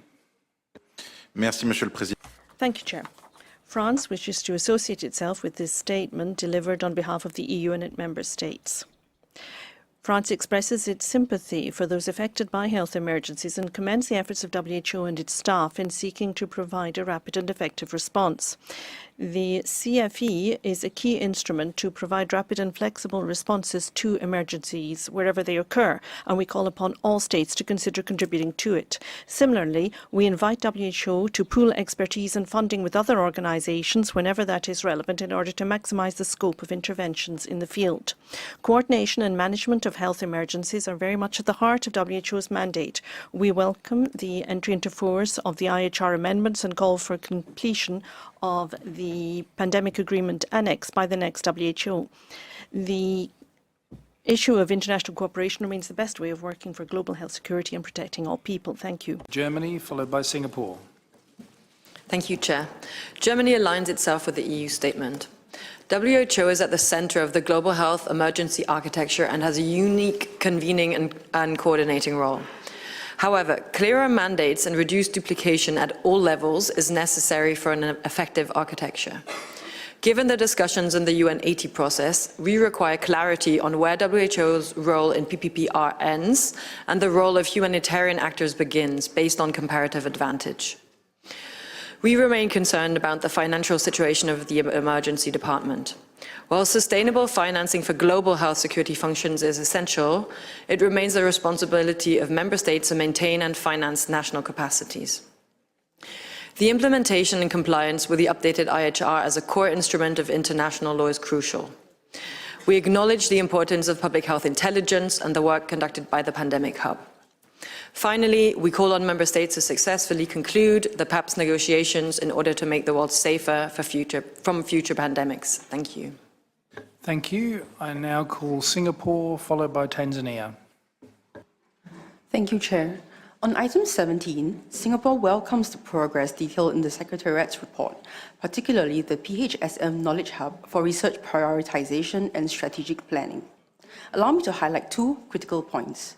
First, to enable swift implementation of targeted research during future pandemics, we must establish and maintain translational research capabilities through peacetime activities.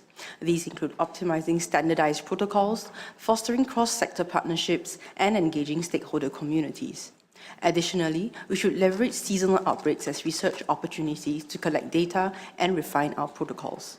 Second, PHSM research should be supported by dedicated funding and must be policy and operations driven to address critical knowledge gaps. Singapore will continue to collaborate with Norway's Centre for Epidemic Interventions Research and other member states to advance collective efforts on PHSM. Thank you. Thank you. I now call on Tanzania, followed by Finland.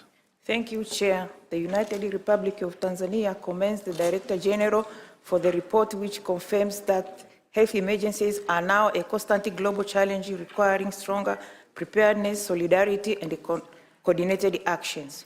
We appreciate the WHO's close collaboration with Tanzania during the 2025 Marburg outbreak disease in the country, where early detection, rapid grading, immediate contingency funding, and the deployment of technical expertise enabled a swift and effective response. This experience reaffirmed that preparedness supported by timely financing and solidarity works. However, the report highlights the serious concern that the financing gap in the WHO Health Department and the critical depleted contingent fund threatens our collective readiness for future crises. Tanzania therefore calls upon member states to urgently close the financing gap and replenish the contingency fund. On poliomyelitis, we continue to maintain sensitive surveillance system to promptly detect any potential poliovirus importation, and vaccination remains central to global eradication. Thank you. I now call on Finland, followed by Canada. Thank you, Chair. Finland aligns itself with the statement delivered on behalf of the EU and its member states. I have the honor of making this statement and this joint statement on behalf of Denmark, Estonia, Finland, Iceland, Latvia, Lithuania, Norway, and Sweden. We welcome the Director General's report and commend WHO's leadership in responding to acute and protracted health emergencies across 74 countries and territories. We are deeply concerned by the impact of funding cuts on humanitarian health responses. As resources shrink, difficult choices are being made with serious consequences. More than 2,000 health facilities have been forced to suspend operations, reducing access to services for over 53 million people. These impacts fall hardest on those already most at risk. We know with alarm the disproportionate effect on women and girls in all their diversity and of all ages. More than 60% of women's organizations have reduced their services at a time when needs are growing. Sexual and reproductive health services have been cut disproportionately, and the loss of access to these services for millions of girls and women is unacceptable. Sexual and reproductive health and rights, such as comprehensive sexual and reproductive health services, maternal care, newborn care, family planning, including comprehensive sexuality education, prevention and mitigation of sexual and gender-based violence and services for survivors are life-saving and time-critical. They must be treated as essential parts of every emergency response, not as optional activities. Essential parts, not optional activities. We remain deeply troubled by the continued attacks on health facilities and health workers. Hospitals, maternity wards, and other health services must never be targets. These attacks are clear violations of international humanitarian law, and we call for a full implementation of Security Council Resolution 2286 and express our strong support for WHO's work to document and prevent attacks on healthcare. We call on all parties to conflicts to respect international humanitarian law and to ensure that the human rights of civilians are protected. Adequate and predictable funding for WHO's Health Emergencies Program is critical, and we urge all donors to ensure that sexual and reproductive health services are integrated within life-saving health services for people affected by acute and protracted emergencies. Thank you. Thank you. I now give the floor to Canada, followed by the United Kingdom. Thank you, Chair. Canada is alarmed by weakening emergency response capabilities, continuing attacks on health facilities, and disruption to essential health service delivery. To prioritize WHO's health emergency resources, our brief suggestions include the following. Firstly, identify where WHO can best lead and where it can play a more supportive role in collaboration with global and regional partners. We also see the meaningful participation of the entire global health community, not just member states, as a priority. Secondly, retain a focus on prevention even in response and continue to strengthen health promotion approaches. And finally, maximize internal synergies between climate change, health system strengthening, emergency functions to build resiliency. In closing, WHO plays a critical role in global health security architecture to prevent, detect, and respond to infectious disease threats, whether natural, accidental, deliberate, or deliberate in origin. Canada stands ready to work with the WHO and member states to strengthen these capacities. Thank you. Thank you. I call on the United Kingdom, followed by China. The UK welcomes the report on WHO's work in health emergencies. We acknowledge the complexity of the challenges and thank WHO staff and health workers everywhere. We underline the importance of predictable and flexible funding and surge mechanisms that enable WHO to maintain rapid response capacity and encourage domestic investment in preparedness, resilience, capacity building, and health security. In humanitarian and conflict settings, sexual and reproductive health services save lives.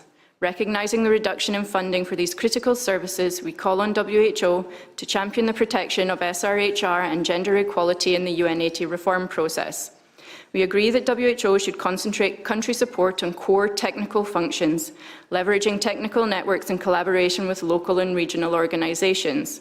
We recognise that global health resilience relies on our ability to draw meaningfully on experiences and expertise from all parts of the world.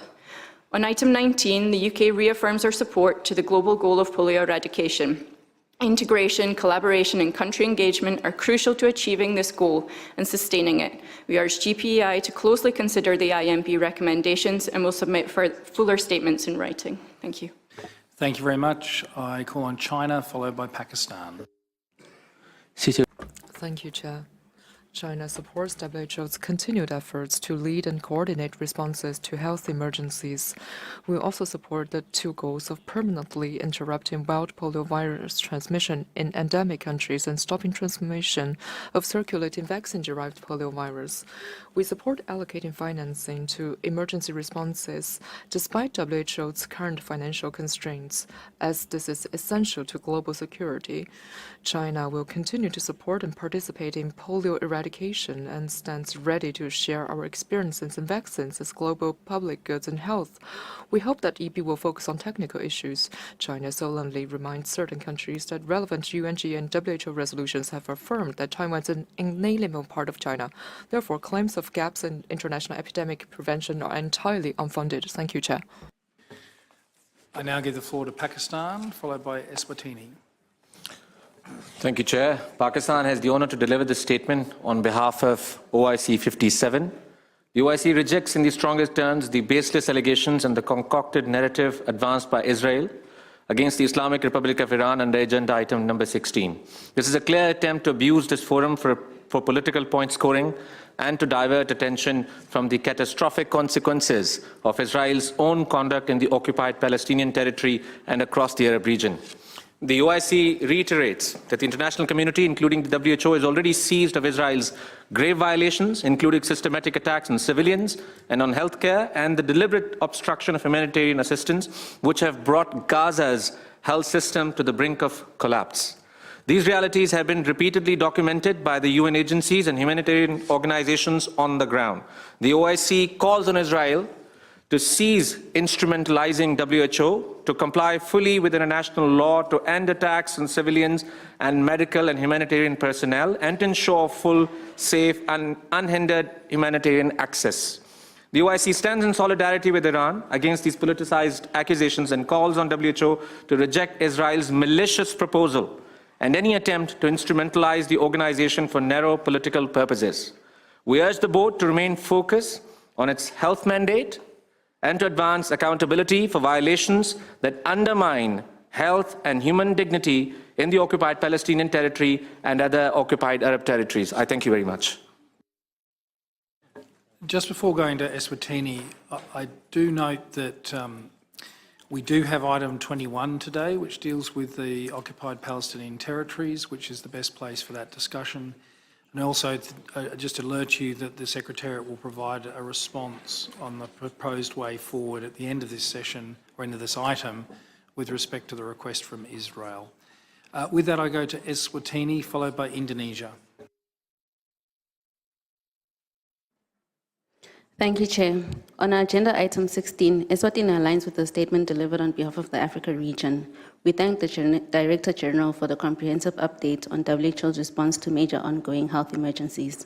Eswatini aligns with the call for sustainable investment in preparedness, resilience, equitable access to essential health services, even amid fiscal constraints. At the national level, Eswatini continues to strengthen its emergency preparedness through an all-hazard approach, enhanced disease surveillance, community-based response mechanism, and the integration of mental health and psychosocial supports into emergency planning. We remain committed to building resilient health systems capable of responding to effectively to public health threats and emergencies.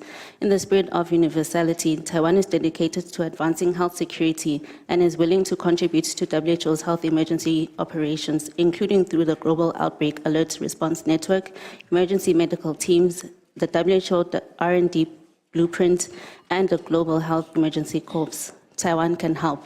Thank you. I now give the floor to Indonesia, followed by Peru. Thank you. Chair, we commend WHO's works in delivering life-saving support in the most difficult settings. Humanitarian needs are rising faster than available resources, and WHO should focus on country-driven needs, protect essential services, and prevent excess mortality. WHO support should be integrated to cover PHC, disease surveillance, logistics, and health worker protections. Response and resilience must be built together. Emergency functions should be embedded in routine system, and this helps capacity last beyond each crisis. Chair, we are a firm commitment to achieving a polio-free world. Demand-side barriers must be addressed alongside service delivery. Our experience shows that tailored risk communications, community engagement, and the involvement of trusted local leaders are critical to improving acceptance and uptake among hard-to-reach population. We support integrating immunization services with broader child health intervention and routine immunization programs. This ensures that capacity built for polio are sustained and can be used for other vaccine-preventable diseases and emergency response. Thank you. Thank you. I now give the floor to Peru, followed by Uganda. Thank you very much. Dear Chair, Peru welcomes the work that the WHO has been carrying out when it comes to health emergencies. We are also very concerned with the presence of protected crises that have a disproportionate effect on the most vulnerable, as well as the financial gap that the WHO is pointing to in their report. We would like to urge the WHO to find innovative sources of funding to not interrupt this extremely important work. Regarding polio in Peru, there are still challenges when it comes to reaching zero-dose children. This is why we need to strengthen vaccination in remote areas, have intercultural approaches, make sure there is capacity building of healthcare workers, work with community leaders, and make sure that there is information in all languages. We need to make sure that there is a follow-up on the activities and to tackle misinformation. To fully eradicate polio, we need to have sustained, innovative resources, technological, innovative resources, as well as a community-based approach. Thank you. Thank you. I give the floor to Uganda, followed by the Russian Federation.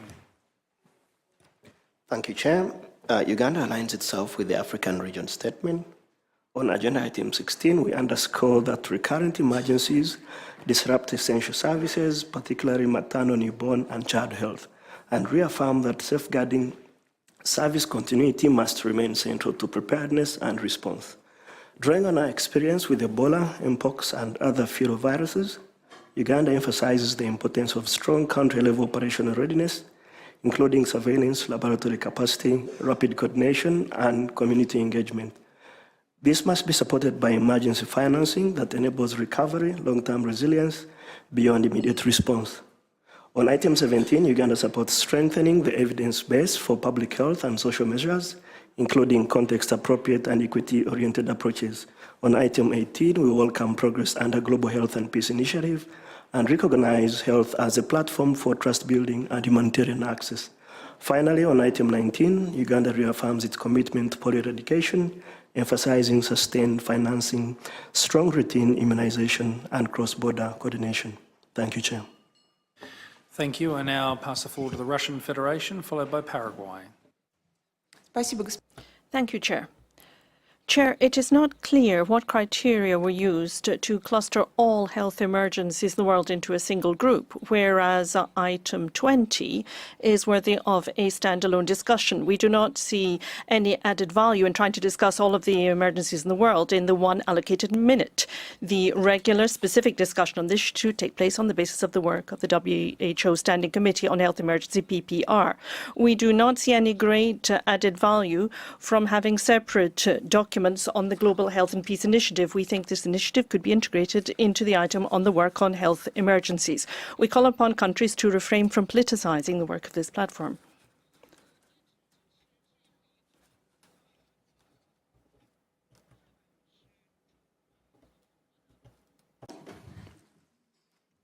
Thank you. Thank you. I now pass the floor to Paraguay. Gracias, President. Thank you very much, Mr. Chair. Our statement has to do with item 19. We would like to thank the Director General for the presentation on polio, and we completely agree with the objective of the strategies for eradication of polio as well as the polio plan of action. We have a national plan to do with outbreaks of polio. We also have laboratory programs, and we maintain coverage with the introduction of combinant vaccines. We have been able to deploy vaccination programs at the border. We have had an exchange of good practices, and we support the inclusion of Taiwan, China as an observer of the WHO. This is a country that is free of polio and it has strong surveillance systems. Thank you. We would like to tell the participants to please speak at a reasonable pace. This is the interpreter's announcement. Thank you. Thank you. I now go to Botswana, followed by Dominican Republic. Before I go to Botswana, sorry, the interpreters have said a couple of times they're struggling to keep up with some of the pace of discussion. Now, I strongly appreciate that people are trying to keep to the time limits, which I do appreciate because we have a very large agenda in front of us. But if you can try and think of ways to manage meeting the time limit but speaking at a rate that is feasible to interpret, that would be good. I realise that is a challenge. I now go to Botswana. Thank you, Chair. Botswana aligns with the African Region Statement on Agenda Item 16, and we thank the Director General for the comprehensive report and commend the Secretariat for its continued leadership in responding to an increasingly complex global health emergency landscape. The Africa region continues to bear a disproportionate burden of health emergencies due to climate shocks, disease outbreaks, conflict and funding constraints. We, however, welcome the overall improvements in core capacities in the region across preparedness, surveillance, and early detection, which moved from 42% in 2018 to 50.1% in 2025. Botswana is concerned by the impact of funding reductions on essential health services, health workforce capacity, and access to life-saving interventions, especially for women, children, and vulnerable populations. In this regard, we urge the Secretariat and partners to prioritize predictable and sustainable financing for emergencies, to reinforce country capacities, and protect gains in essential health services. I thank you. Thank you very much. Dominican Republic, followed by Pakistan. Thank you very much. The Dominican Republic would like to reaffirm its support to the World Health Organization when it comes to managing health emergencies and the strengthening of global health preparedness. The country has developed tools that are very key that have helped us improve preparedness and response on this with the help of the WHO. We would like to highlight the need to prioritize the strengthening of healthcare systems, of epidemiological surveillance, as well as reporting according to the IHR. In this way, we can act quickly when there are health emergencies. We also recognize the importance of climate change. This is a reality that is seen through the increase in the vulnerability of our system and the risks of new outbreaks. We would also like to highlight the importance of local and international cooperation and linkages, as well as the effective use of flexible funds. We finally reiterate our commitment to the eradication of polio. Thank you.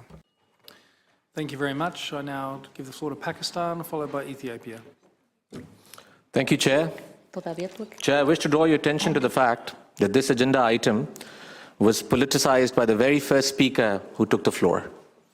We regret that no similar observation was made from the chair when that intervention concluded. In response to another observation, my delegation would like to reiterate that we support One China principle. China, in our view, Taiwan, in our view, is part of China. Chair, Pakistan continues to shoulder complex and protracted emergency pressures, including the strain on our health system from hosting millions of refugees over many years. This sustained responsibility reinforces the importance of peace and stability in our region so that countries can shift from crisis response to health promotion, prosperity, and economic development.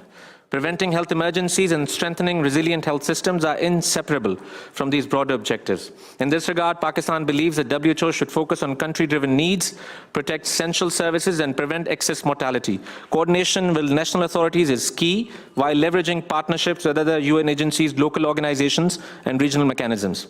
Chair, Pakistan also remains on the front line of polio. We've strengthened polio actions through nationwide.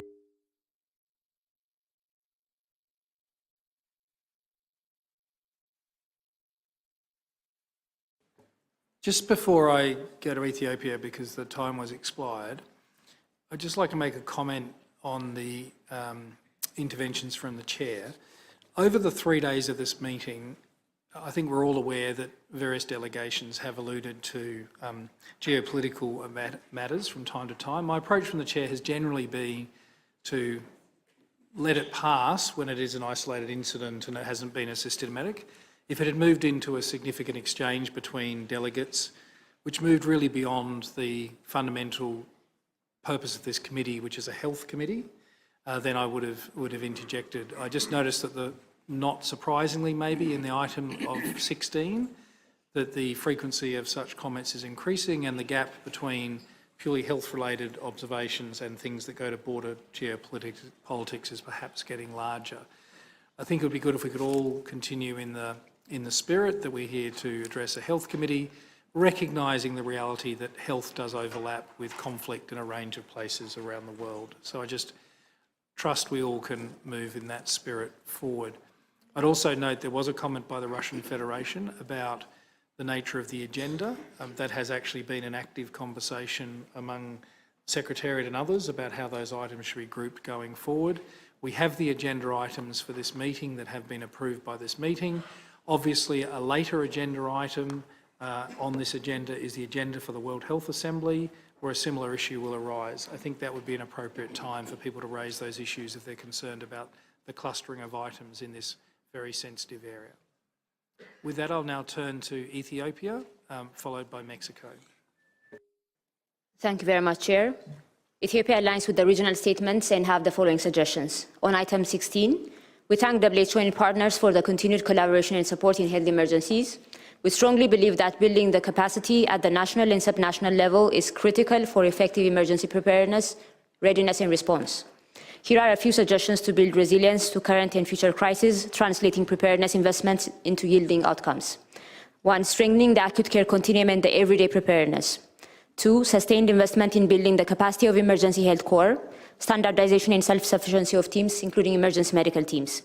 3. Institutionalization of governance systems. 4. Effective coordination and deployment of search teams, including emergency medical teams and rapid response teams in countries with effective linkages with emergency operation centers. 5. Closer coordination and synergy with global networks and platforms. We also encourage member states to leverage centers of excellence and training and knowledge hubs, including the AMT Training and Knowledge Hub in Addis Ababa. On agenda item 17, we welcome the report on public health and social measures and remain interested to collaborate on policy-relevant research and public health and social measures. On item 19, we support polio eradication efforts and enhanced collaboration. Thank you. I now pass the floor to Mexico, followed by Iran. Thank you very much, Mr. Chair. Mexico agrees that the strengthening of the global health architecture for emergencies must be based on equity, effectiveness, operational effectiveness, and the respect for IHR, especially when it comes to the increase of complex crises that have to do with natural disasters, conflicts, as well as the gaps in funding that limit the timely response to these crises. We highlight the necessity for flexible, predictable financing alongside accountability and the strengthening services. We need to make our national systems more robust and have a One Health approach. Mexico supports the strengthening of the evidence base for social measures through the investment into data and research that would help with technical capacity. Lastly, regarding polio, we would like to reiterate that its eradication requires an permanent surveillance, clear regulations, coverage of more than 95%, access to vaccinations, a certified detainment of the virus, as well as state support. Followed by Zambia. Thank you, Mr. Chair, for giving me the floor again. Just my delegation support what my colleague from Pakistan mentioned. And for your information, when the first speaker intervened on agenda item 16, my delegation raised the flag and pushed the button as a sign of point of order regarding the intervention, but the chair and also the secretary failed to consider that. Thank you.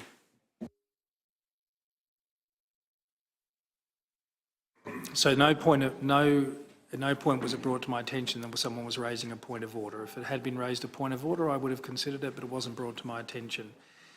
And maybe this highlights a situation where member states who are not member of EB have been seeking the floor early. So if we see anyone put a name up, we're presuming they're just putting themselves in the order of speaker for substantive discussion, at which point they have to wait for the EB members to finish. If a delegation at some future date needs to raise a point of order and for some reason it's not going to show up in a precedential way, please make sure you bring it attention to the Secretariat and then to me, because procedural motions do take precedence over the substantive discussion, but it's very hard to deal with those if it's actually not brought to our attention, it's a procedural motion. I will now turn to Zambia. You have the floor. Thank you, Chair. Zambia aligns with regional statements on agenda items 16 to 19. On agenda item 19, Zambia remains committed to the global fight, or rather global effort to eradicate polio, and calls for the enhancement of cross-border surveillance and coordination, prioritization and investment in vaccine access and immunization programs. Chair, Zambia underscores the importance of having discussions under the World Health Assembly that are focused on technical matters that pertain to the attainment of the highest possible level of health for all in line with the WHO Constitution, in particular Articles 1 and 2. We remain concerned of the politicization of discussions. The Zambian government recognizes the One China principle and that the government of the People's Republic of China is the sole legal government representing the whole of China. I thank you. Can I just confirm that no other delegates wish to take the floor from member states? I will now check whether there are observers, UN, international government organisations or others seeking to take the floor. I understand that Gavi have indicated an interest to take the call. Gavi, you have the floor once you signal a seat. Thank you, Chair. While generations of progress have brought us within reach of a polio-free world, transmission persists in the toughest contexts. As a core partner of GPI, Gavi continues to expand access to inactivated poliovirus and hexavalent vaccines and supports strengthening routine immunization systems, including through integrated delivery. Achieving our shared goals will require working with countries and partners to strengthen routine immunization, close immunity gaps, and help secure the sustainable systems needed to finish eradication. We call on member states to, 1, promote integrated approaches to reaching zero-dose and under-vaccinated children with life-saving vaccination and other primary healthcare interventions, especially in humanitarian and complex emergency settings. And 2, accelerate the transition of polio assets into national immunization and health systems to safeguard long-term resilience. Thank you. Thank you. I don't see I have any other calls from other bodies, in which case I will move to the individual statements. I will start with Medicines Patent Pool Foundation. You have the floor. Thank you, Chair. We have a statement on agenda item 16. Medicines Patent Pool notes the report's emphasis on gaps in production of essential health technologies. A concrete example of response to the gaps is the mRNA Technology Transfer Program, co-established and co-led by WHO and Medicines Patent Pool with participation of 16 countries. Initially established to address inequitable access to COVID-19 vaccines, the program now provides a platform to strengthen regional manufacturing capacity and future pandemic preparedness. Significant progress has been achieved. Establishment of Technology Transfer Center, global network of 16 manufacturers, sharing mRNA technology platform, and creation of manufacturing capacity. The program is now well positioned to contribute to pandemic preparedness, with potential production capacity exceeding 1.9 billion vaccine doses by 2030.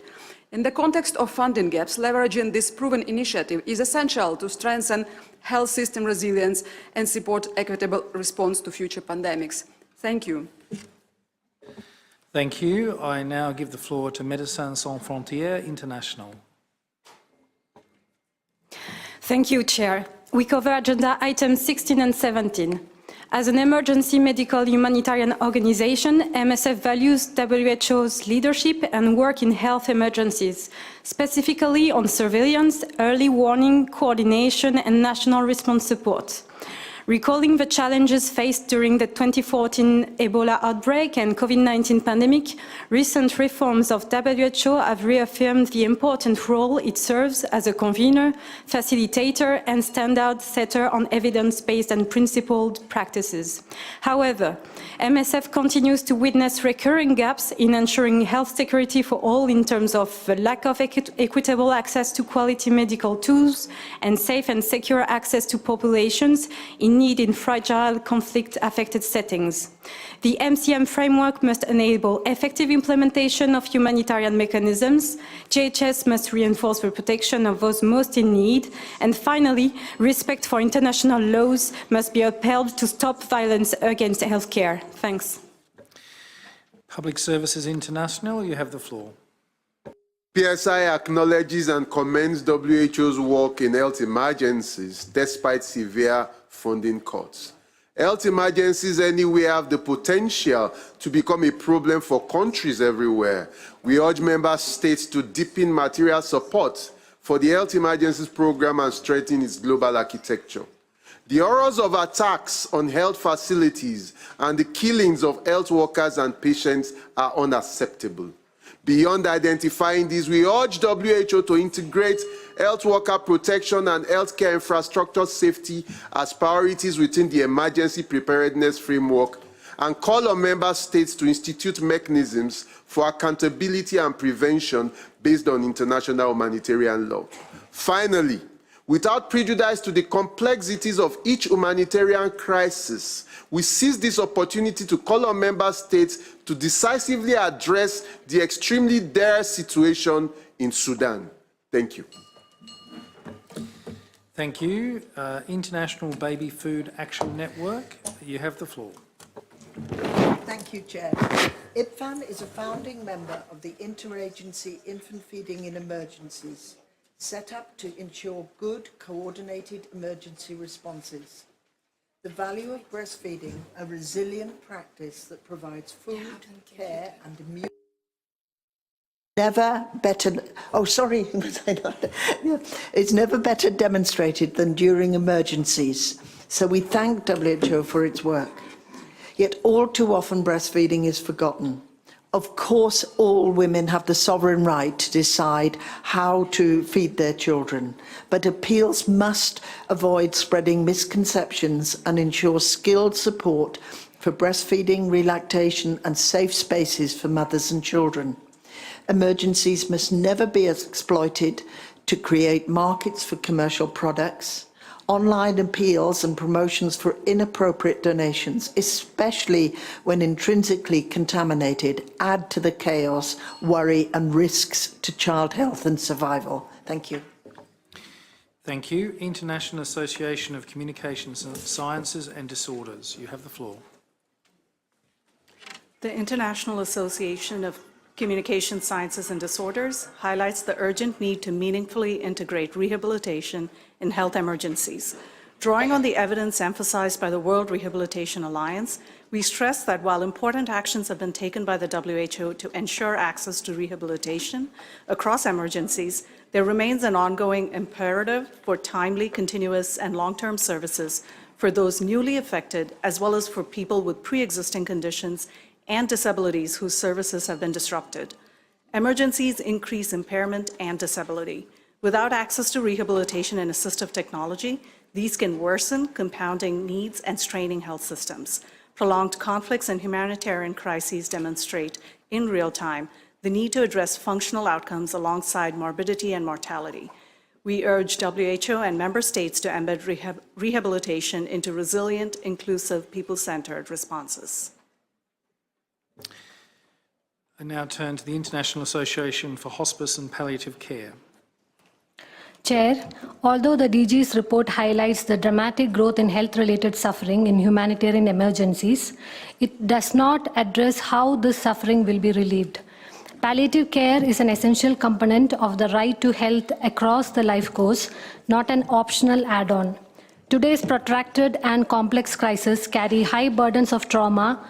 NCDs such as cancer and serious childhood illnesses generate intense and preventable sufferings, which palliative care can address. WHO's normative and technical tools, such as the Global Palliative Care Reference Package within the UHC Compendium, provides a practical foundation for integrating palliative care into emergency preparedness and response. We urge WHO to explicitly recommend palliative care as a core component of humanitarian health responses and to support states with operational guidance, training, and partnerships. I thank you. Thank you. International Lactation Consultant Association, you have the floor. Thank you, Chair.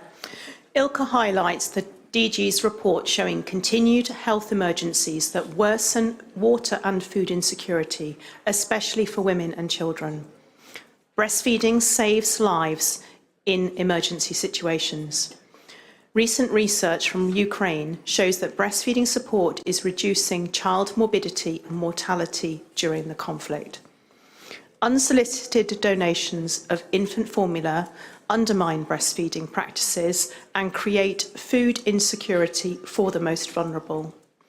We urge Member States to have strong, multi-pronged breastfeeding strategies and to refocus on their commitment in resolutions in 2010 and 2018 to incorporate the operational guidance on infant feeding in emergencies into national emergency preparedness and response plans. This will protect and increase breastfeeding during emergencies, contributing to food security and protection against infections, which is a critical life-saving outcome. Thank you. International Federation of Medical Students Associations, you have the floor. Thank you, Chair. The IFMSA believes that strengthening the evidence base for public health and social measures is essential for effective and equitable health emergency response, as high-quality research allows us to understand both the impact and adherence. However, medical curricula often do not equip future healthcare professionals with sufficient training in public health research, implementation science, and evidence translation, creating a critical gap in preparedness.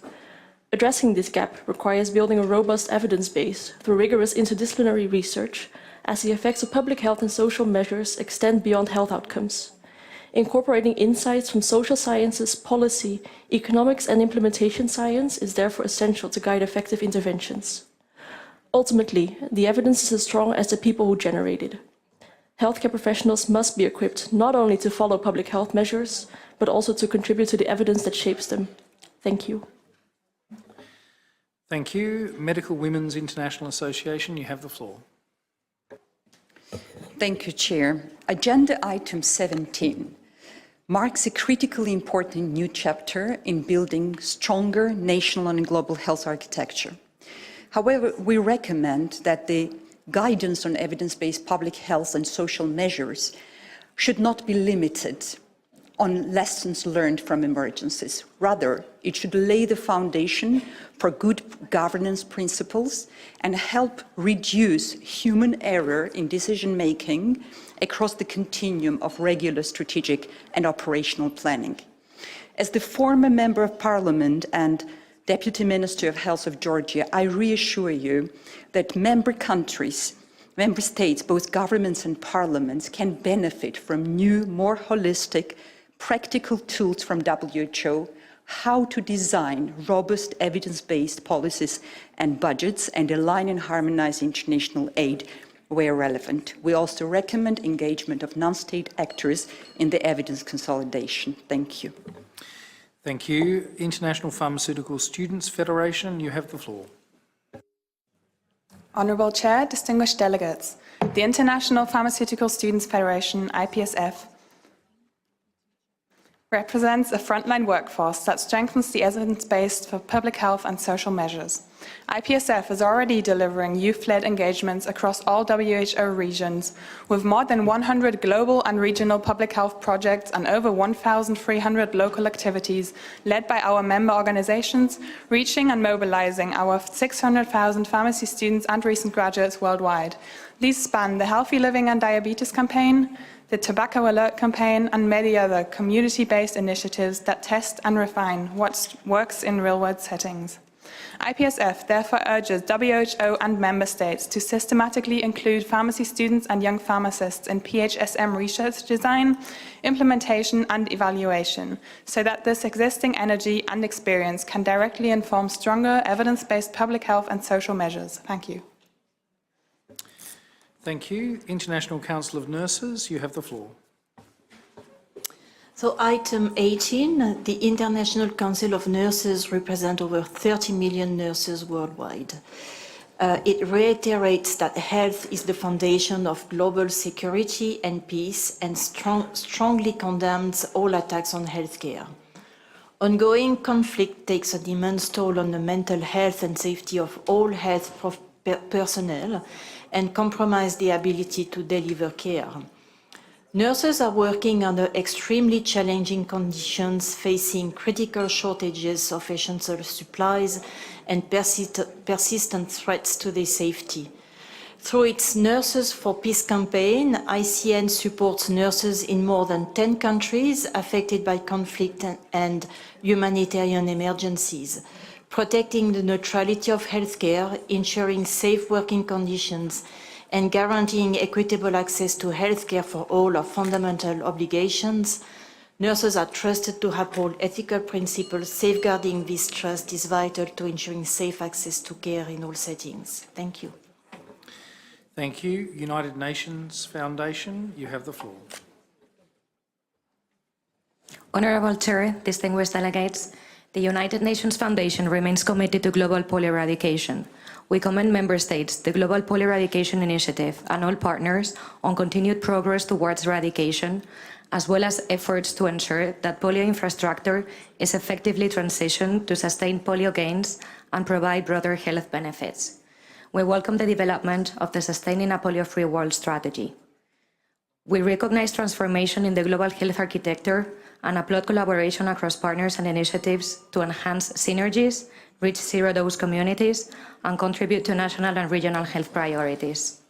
We call on Member States to provide the necessary resources to achieve a polio-free world, to fulfill our promise to the next generation, and to enable critical investment in a healthier and safer world. Thank you. Thank you. Rotary International, you have the call. Thank you, Chair. Your Excellencies, Rotary International reaffirms our unwavering commitment to a polio-free world. The Global Polio Eradication Initiative continues to serve as a pathfinder, empowering countries to identify creative, country-led solutions to complex challenges in reaching every last child, particularly zero-dose children. Polio eradication remains a powerful and increasingly rare example of enduring collaboration towards a shared priority. In today's resource-constrained environment, GPEI's closer collaboration with Gavi and governments is vital to maximize every dollar and hour invested. We thank countries that pledge continued support in 2025 and call on all donors and stakeholders to sustain commitment and continue their investments now to secure a polio-free world for generations to come. Thank you. Thank you very much. Thank you for those contributions from non-state actors. That concludes the list of non-state actors who are providing input to the Executive Board. Therefore, we move on forward. If there are no more requests for the floor, I shall now move to the responses from the Secretariat. I would first like to give the floor to Dr. Walid Ammar, Chair of the IOAC, that is the Independent Oversight and Advisory Committee for the WHO Health Emergencies Program. Dr. Ammar.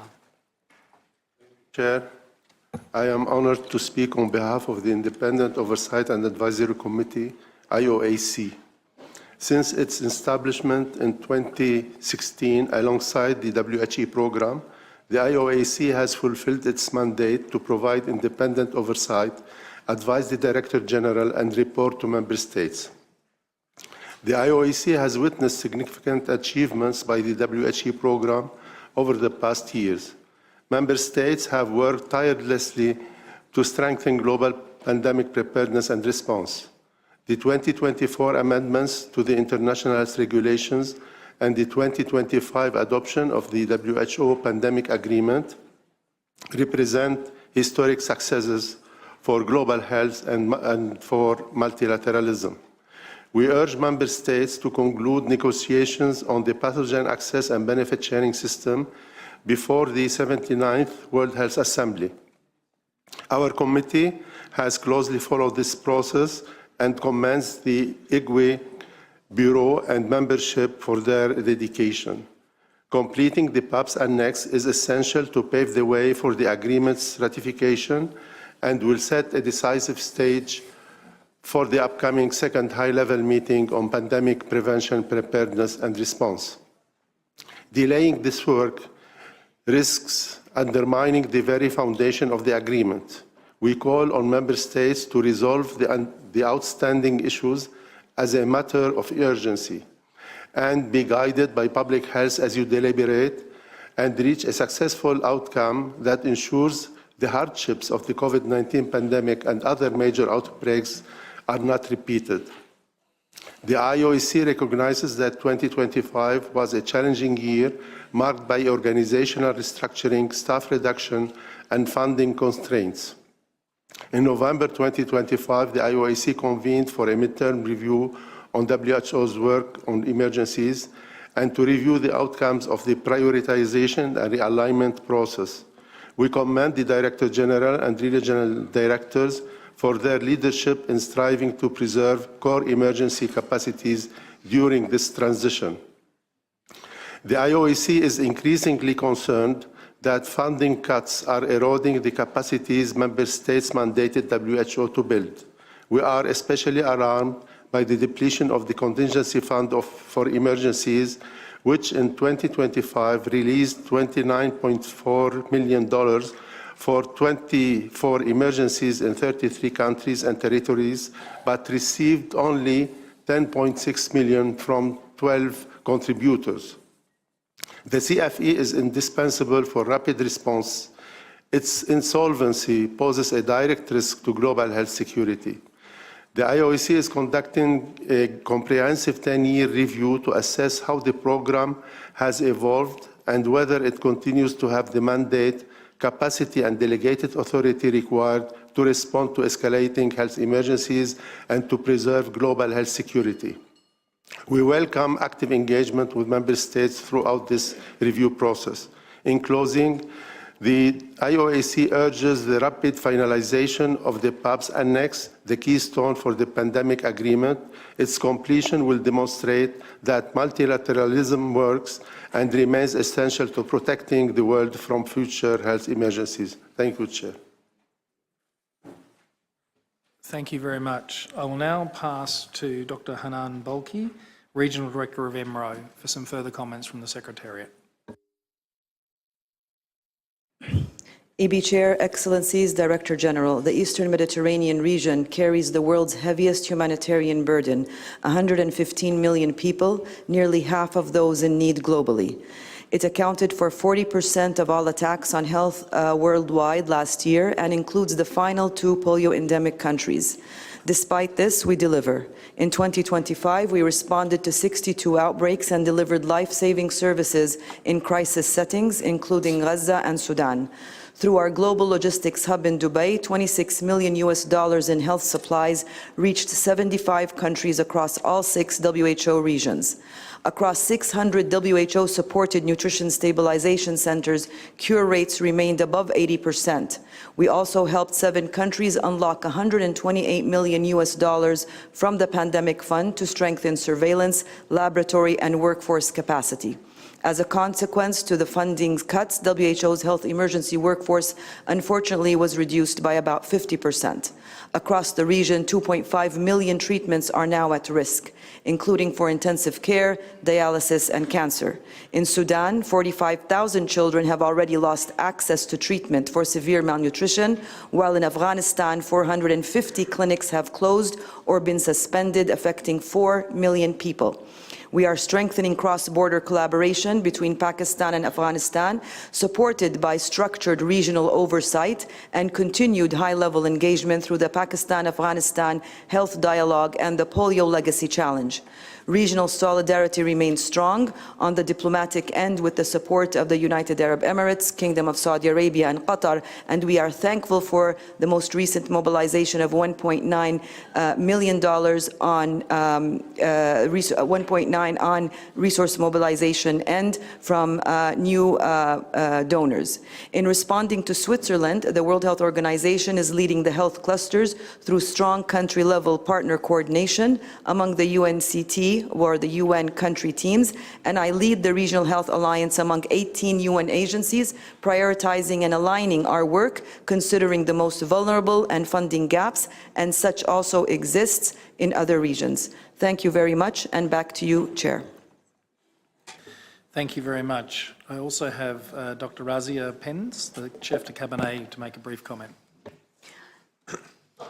Thank you, Chair, Excellencies, distinguished delegates. On behalf of the WHO and the Global Polio Eradication Initiative, thank you for your continued leadership and commitment. After more than 3 decades, polio eradication is within reach. While polio transmission is now confined to limited areas of just 2 countries, Pakistan and Afghanistan, reflecting strong national ownership and the extraordinary dedication of frontline health workers, particularly women. The past year has reinforced that eradication is not only a technical task, but a political commitment. Where access and humanitarian space are protected, children are reached. Gaza was one such example. The 2026 Global Polio Eradication Initiative Action Plan provides a focused, efficient framework for the final phase and will require sustained political commitment and predictable financing. We welcome the solidarity demonstrated at the recent pledging moment hosted by the United Arab Emirates, including commitments from the Kingdom of Saudi Arabia. Finally, thank you for shaping sustaining a polio-free world, ensuring that eradication leaves a lasting legacy through stronger immunization and surveillance systems and safeguarding a polio-free future. With your leadership, polio will be eradicated forever. Thank you. Thank you. And finally, I turn to Dr. Chikwe Ihekwezo, Executive Director, Health Emergencies, Preparedness and Response. Thanks, Chair. Distinguished delegates, dear colleagues, we are deeply grateful for your feedback, your guidance, and your advice as it relates to items 16, 17, and 18. Our work in emergencies, firstly, on our work in emergencies, we note your feedback on this important area where WHO definitely remains operational.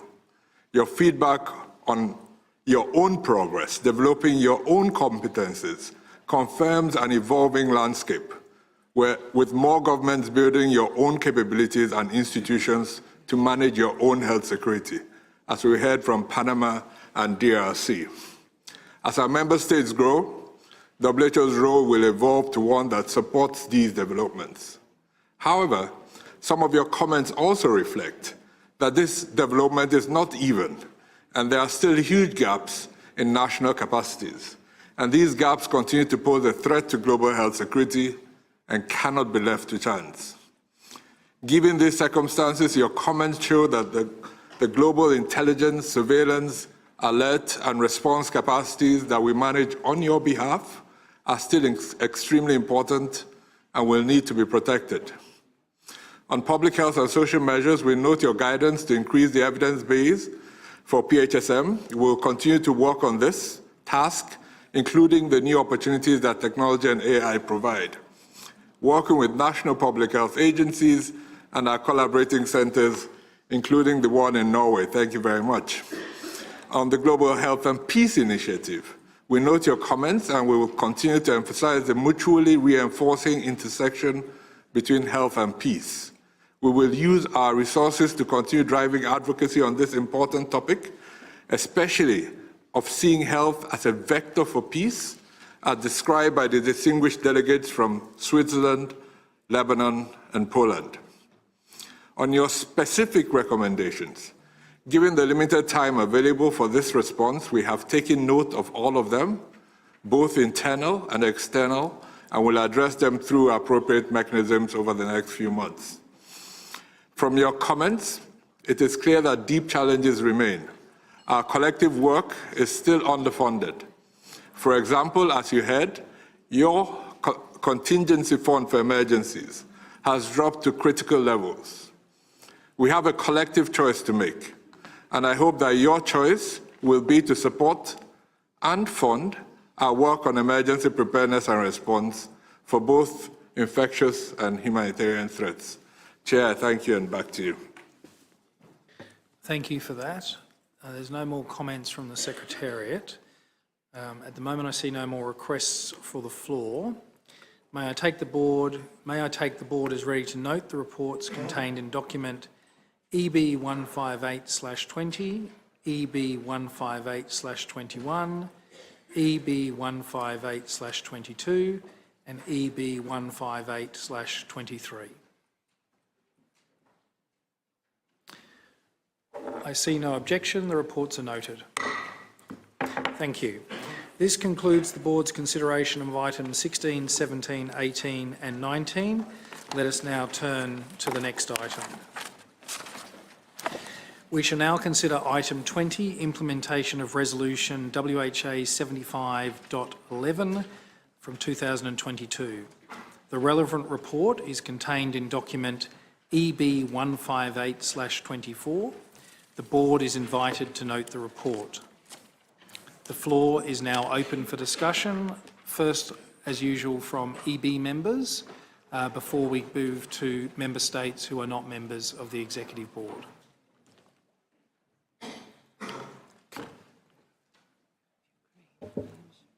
Can I just remind people that we are back using the electronic indication. So putting the traditional flag up is not gets the order. So I'll now move to Ukraine, followed by Bulgaria. Ukraine, you have the floor.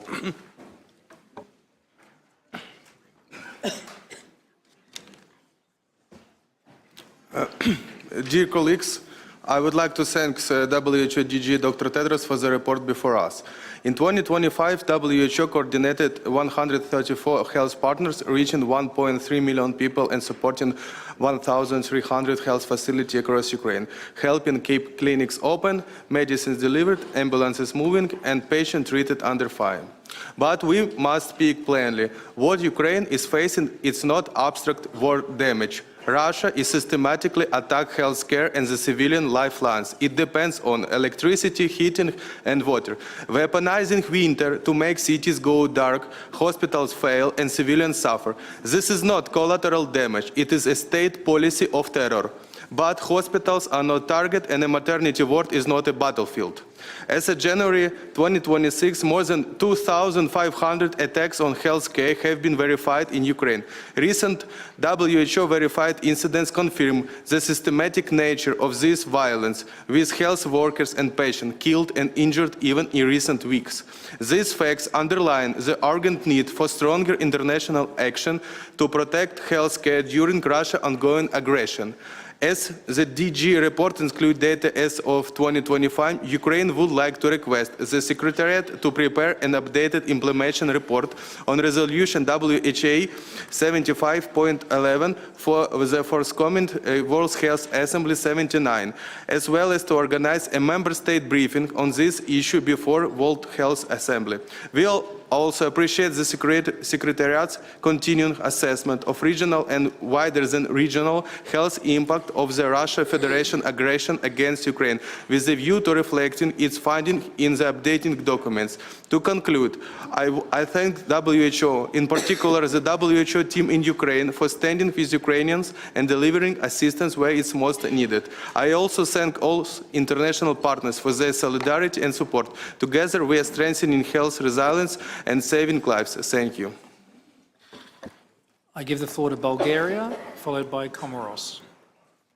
Chair, I have the honor of speaking on behalf of Albania, Australia, Austria, Belgium, Bulgaria, Canada, Croatia, Cyprus, Czechia, Denmark, Estonia, Finland, France, Georgia, Germany, Greece, Iceland, Ireland, Italy, Japan, Latvia, Lithuania, Luxembourg, Malta, Monaco, Montenegro, Netherlands, New Zealand, North Macedonia, Norway, Poland, Portugal, Republic of Korea, Republic of Moldova, Romania, Slovakia, Slovenia, Spain, Sweden, Ukraine, United Kingdom of Great Britain, and Northern Ireland.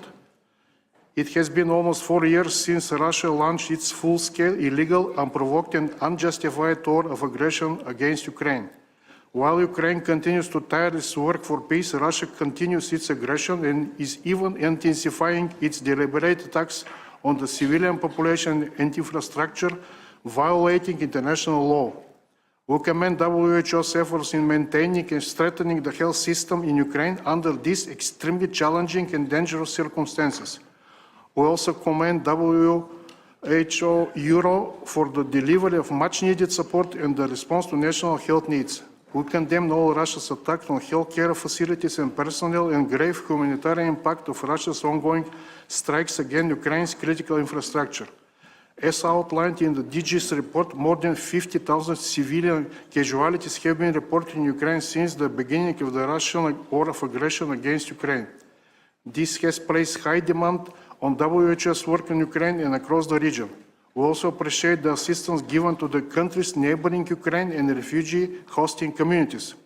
The organizations work in coordinating health cluster partners, facilitating medical evacuations and repatriations, ensuring the delivery of essential medical supplies and equipment has been instrumental in preserving health and care services for millions of persons affected.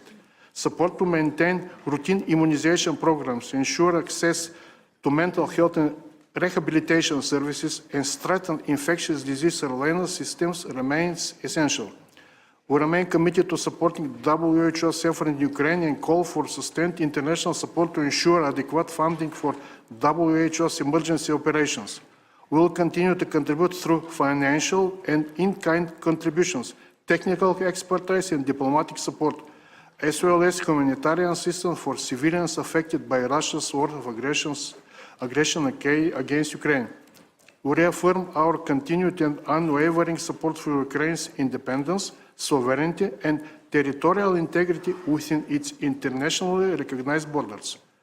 Despite Russia's ongoing attacks, we stand ready to work further with WHO and other partners to support the Ukrainians in meeting their health needs. We would like to request the Secretary to prepare an updated implementation report on resolution WHA 75.11 for the forthcoming World Health Assembly 79, as well as a member state briefing. Thank you. Thank you. I now give the floor to Comoros, followed by Egypt. Merci. Thank you very much. Dear Chair, Comoros is making this statement on behalf of the 47 member states of the African region. The countries of the African region of the WHO greatly value the quality of the report of the Director General. The African region would like to reaffirm its attachment to the founding principles of the World Health Organization, which are solidarity, equity, and the protection of health for all in all circumstances. The African region knows through experience that humanitarian crises, as well as the massive displacement of populations, weaken healthcare systems. They worsen inequalities and threaten the progress that has been made towards universal health coverage. This is why we would like to express our solidarity to affected people, our support for the WHO and in all of its activities. They play an essential role in the coordination of medical assistance, the supply of medicine, of vaccines, equipment, as well as capacity building at the local level. We would like to make an appeal to the international community to guarantee a safe, unhindered access to humanitarian aid and medical supplies and equipment in accordance with international humanitarian law. The African region insists on the fact that health crises that are linked to conflicts should not draw attention away from other global health emergencies, especially such as those in Africa, recurring epidemics, climate change as well as food insecurity continue to affect greatly the populations in our countries. To conclude, the African region would like to reaffirm its commitment to work with the WHO as well as all member states to make sure that health remains a fundamental right that is protected everywhere at all times. We call on reinforced international cooperation. We call on unwavering solidarity as well as concerted action so that no one is left behind. Thank you very much. Thank you. I now call on Egypt, followed by Australia.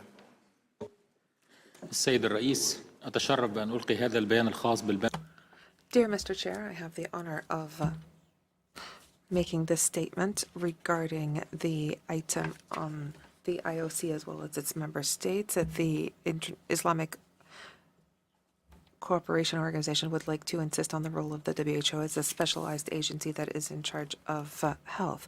The WHO activities are based on neutrality as well as non-politicization of its interventions. As a consequence, the WHO must always operate in line with its constitution and pursuant to the EB regulations. We refuse the proposal that has been made by Israel regarding the addition of a paragraph to do with Iran. We do think that this addition is not in line with the technical aspect of the report. This also constitutes a precedent. This precedent is unwelcome, and we do not want to include political aspects in technical reports. We must adopt unified criteria that are applicable to all. Therefore, we would like to ask the Secretary to make sure that the reports are purely technical. They must be of a technical nature and must speak about medical aspects and health aspects as well as strategies. Reports should not become a platform that concerns only one country or another. Secondly, we need to make sure that we are all on an equal footing. Calling out just one single country in this report could raise issues when it comes to the selectivity, and it goes against the principle of equity. We must preserve the neutrality of the EB. To add political issues to the table at the very last second means that we are not focusing on priority issues and world challenges. Fourth, we need to work on cooperation and bolster it. All problems have to be dealt with through the technical channels. We cannot deal with all of these problems through texts that increase politicization of the work of the EB. Therefore, we are against the addition of this paragraph in the report. Has expired. Egypt, I would like to come back to you because as far as I'm aware in front of me, I don't have a resolution or a conference paper to add a paragraph. So I'll say that again. So as far as I have in front of me, I don't have a resolution or a conference paper to add a paragraph to this item. The only resolution or the only motion that we moved at the end of this is to note the report. So I just wanted to seek clarification. I mean, there have been questions raised to the Secretariat, which will get answered the normal way, but at the moment there is no proposal in front of us to add an additional paragraph to this report. So I just make the comment. You may want to think about it and confer with your advisors, but that's what I understand as Chair is in front of me at the moment. Thank you. I now go to Australia. Thank you, Chair. We thank the Director-General for the report on the implementation of WHA 7511. Australia condemns Russia's illegal and immoral invasion of Ukraine, which is a blatant violation of international law. We remain gravely concerned by the health impacts of Russia's war, particularly the 40% increase in civilian casualties and the 17% increase in attacks on health facilities in Ukraine in 2025. Russia's war is compounding human suffering by depriving the Ukrainian people of urgently needed care and is exacerbating a mental health crisis. We commend WHO for its sustained health support to Ukraine under extremely difficult circumstances, including its coordination of 134 health partners to provide 1.3 million people with humanitarian and emergency health support. Australia supports all efforts to secure a just and lasting peace for Ukraine that ends Russia's war and enables the recovery and rebuilding of Ukraine's health system, which remains essential to safeguarding the health and welfare of its people. Australia notes this report, and we look forward to receiving updated advice in the lead up to the 79th World Health Assembly and into the future if required. Thank you. Thank you. I now give the floor to Poland, followed by DPR Korea. Thank you, Chair. Poland aligns itself with the statement made by Bulgaria on behalf of some member states and wishes to repeat that we condemn the illegal, unjustified and brutal Russian war against Ukraine. 15,000 civilians are dead from the beginning of the Russian war. More than 2,500 civilians were killed in 2025, the third year of war. 157 civilians were killed only in December last year. More than 2,600 verified attacks on healthcare facilities. Almost 400 verified attacks only in 2024. These are facts, even more than facts, as there was once a person behind every number.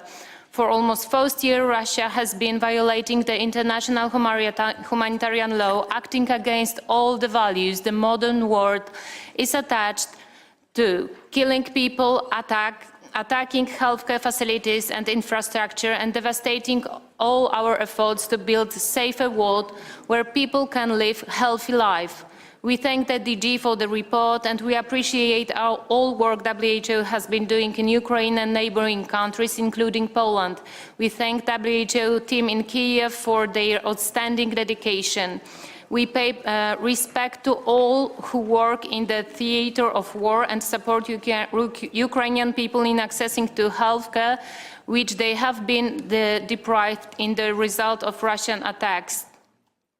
We would like to support Ukrainian request to the Secretariat to prepare an updated implementation report on the resolution WHA 75/11 for the forthcoming WHA, as well as organize a member state briefing on this issue before the Assembly. Thank you. Thank you. I now go to DPR Korea. Thank you, Chair. DPRK is deeply concerned with the continued politicization of the work of WHO, which, in our view, produces division among member states and unnecessary argument. In particular, we oppose the selection of the discussion of the situation in Ukraine as a separate agenda item. In the current situation of the resource constraint in WHO, we ask the Secretariat to report on this item together with other health emergencies. We cannot support the presented report and the provision of an additional report for the 79th session of the World Health Assembly. We therefore would like to call for a vote on the proposed decision to take note of the report. I thank you.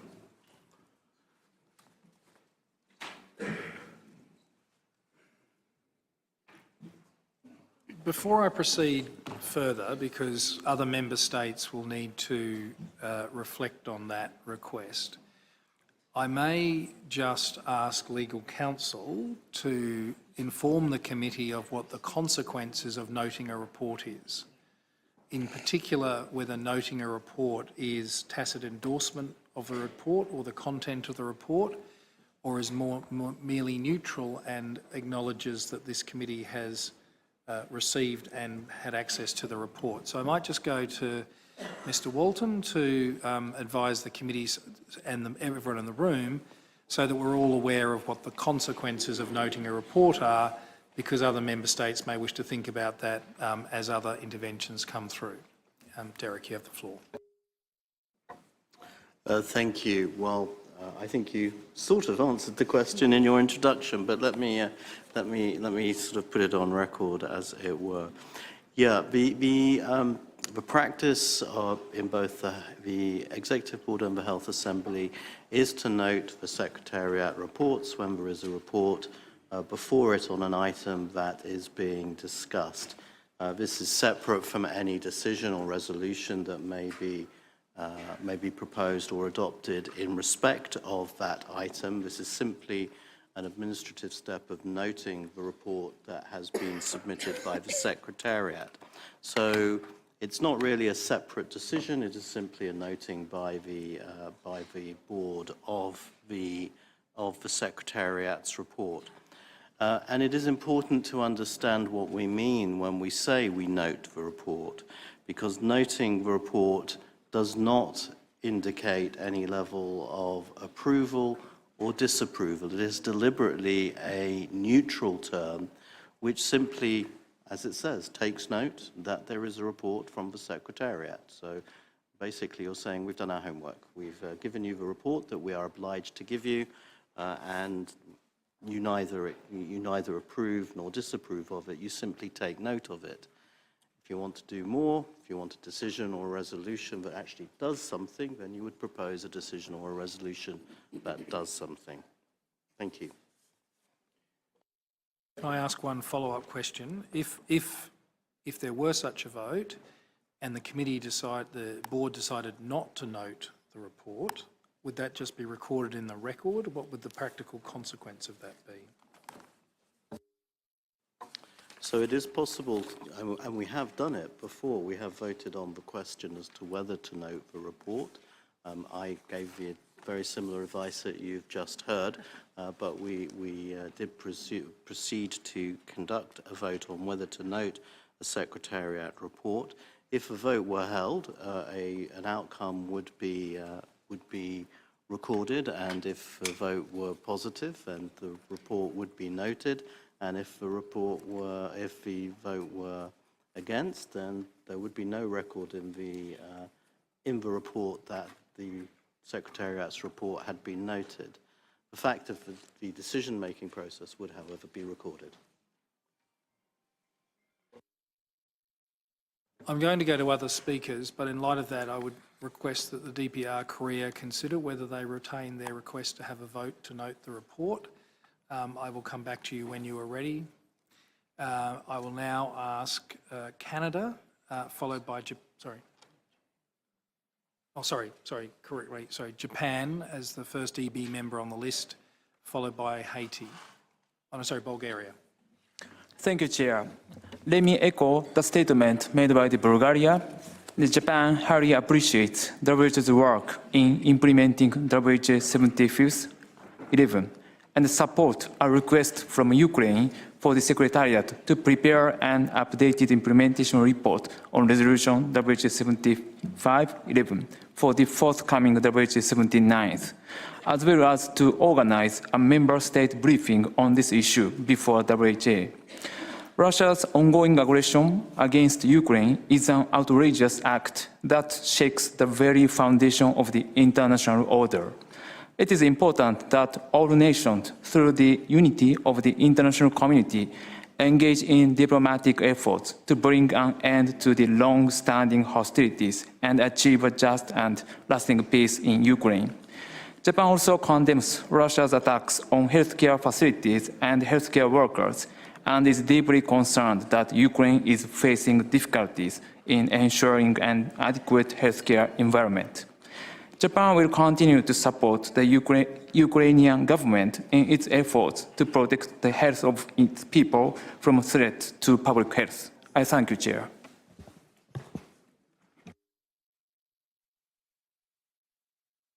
Thank you. I now give the floor to Bulgaria. Chair, in just 3 weeks, we mark the beginning of the 5th year of the bloodiest war in Europe since Second World War, Russia's unprovoked, unjust and illegal war of aggression against Ukraine. We condemn in the strongest possible terms Russia's ongoing systematic and deliberate attacks on Ukraine's critical civilian infrastructure, in particular its healthcare and energy systems, which are inextricably intertwined. These attacks are not incidental. They are designed to weaken civilian resilience and to deepen human suffering. Today, Ukraine's healthcare system operates under immense pressure, forced to balance emergency care with long-term needs of a population traumatized by war.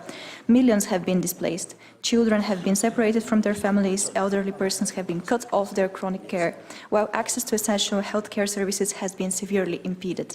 We also recall the lasting ecological consequences of this war, which will undoubtedly affect Ukrainian soil and the health of future generations.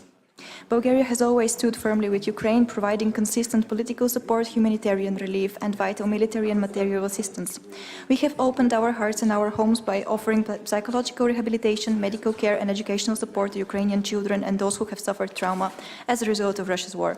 Supporting Ukraine's healthcare system is not only about saving lives, it is about upholding the principles upon which this organization is founded. Finally, we support the request of the Ukrainian side for an updated Director General's report on the implementation of Resolution WHA 75.11 for the upcoming WHA 79, and we welcome the scheduling of a briefing for Member States on this issue prior to WHA. Thank you. Thank you. I'll now call Haiti. Excellence. Excellencies, Haiti wishes to thank the Director General for this document. The document highlights the impact of prolonged crisis, insecurity, and complex humanitarian situations on public health and on the continuity of the provision of essential services. This very much chimes with reality in Haiti today, in a context marked by instability, economic constraints, and repeated emergencies. Our health system is under constant pressure. Interruption of access to health care, difficulties in getting supplies of essential medicines, as well as increased needs for care for mental and psychosocial health. All of these things illustrate the gravity of the situation and emphasize the inequalities that exist. In that context, PHC, resilience of local services, and protection for healthcare workers are top priority. Continuity of services for the prevention and treatment of CDs and NCDs is something that must be continued even in times of emergency. We applaud the role played by WHO, and we call for sustained international solidarity, more predictable funding, and technical support tailored to national contexts in order sustainably to strengthen all our health systems. Haiti remains committed to working with WHO and our partners to build a more resilient and integrated system that is closer to our communities. Thank you. Thank you, Haiti. I see no other executive board members seeking the call. I will go to member states that are not members of the executive board. I will go to the Republic of Moldova and then Germany. Thank you, Mr. Chair. The Republic of Moldova aligns itself with the cross-regional statement delivered by Bulgaria and takes note of the Director General's report. While we hope to see positive outcome from the ongoing peace efforts, the reality on the ground remains difficult. We condemn the recent cases of targeting civilians, healthcare facilities, and critical energy infrastructure by the Russian armed forces. We deplore the strategy of weaponizing winter's harsh conditions, which is impacting also essential healthcare. In this regard, we support the call for an updated report and briefing ahead of the 79th World Health Assembly. We also praise WHO and all donors' support to strengthen the health system in Ukraine and neighboring refugee hosting countries. The Republic of Moldova stands in full solidarity with Ukraine. Last week, my country extended the temporary protection mechanisms for Ukrainian refugees and also approved a new humanitarian assistance, including for medical sector. We remain committed to support a just and comprehensive peace in Ukraine, indispensable for the recovery of Ukraine's health sector. I thank you. Thank you. Can I now give the floor to Germany, followed by the United Kingdom?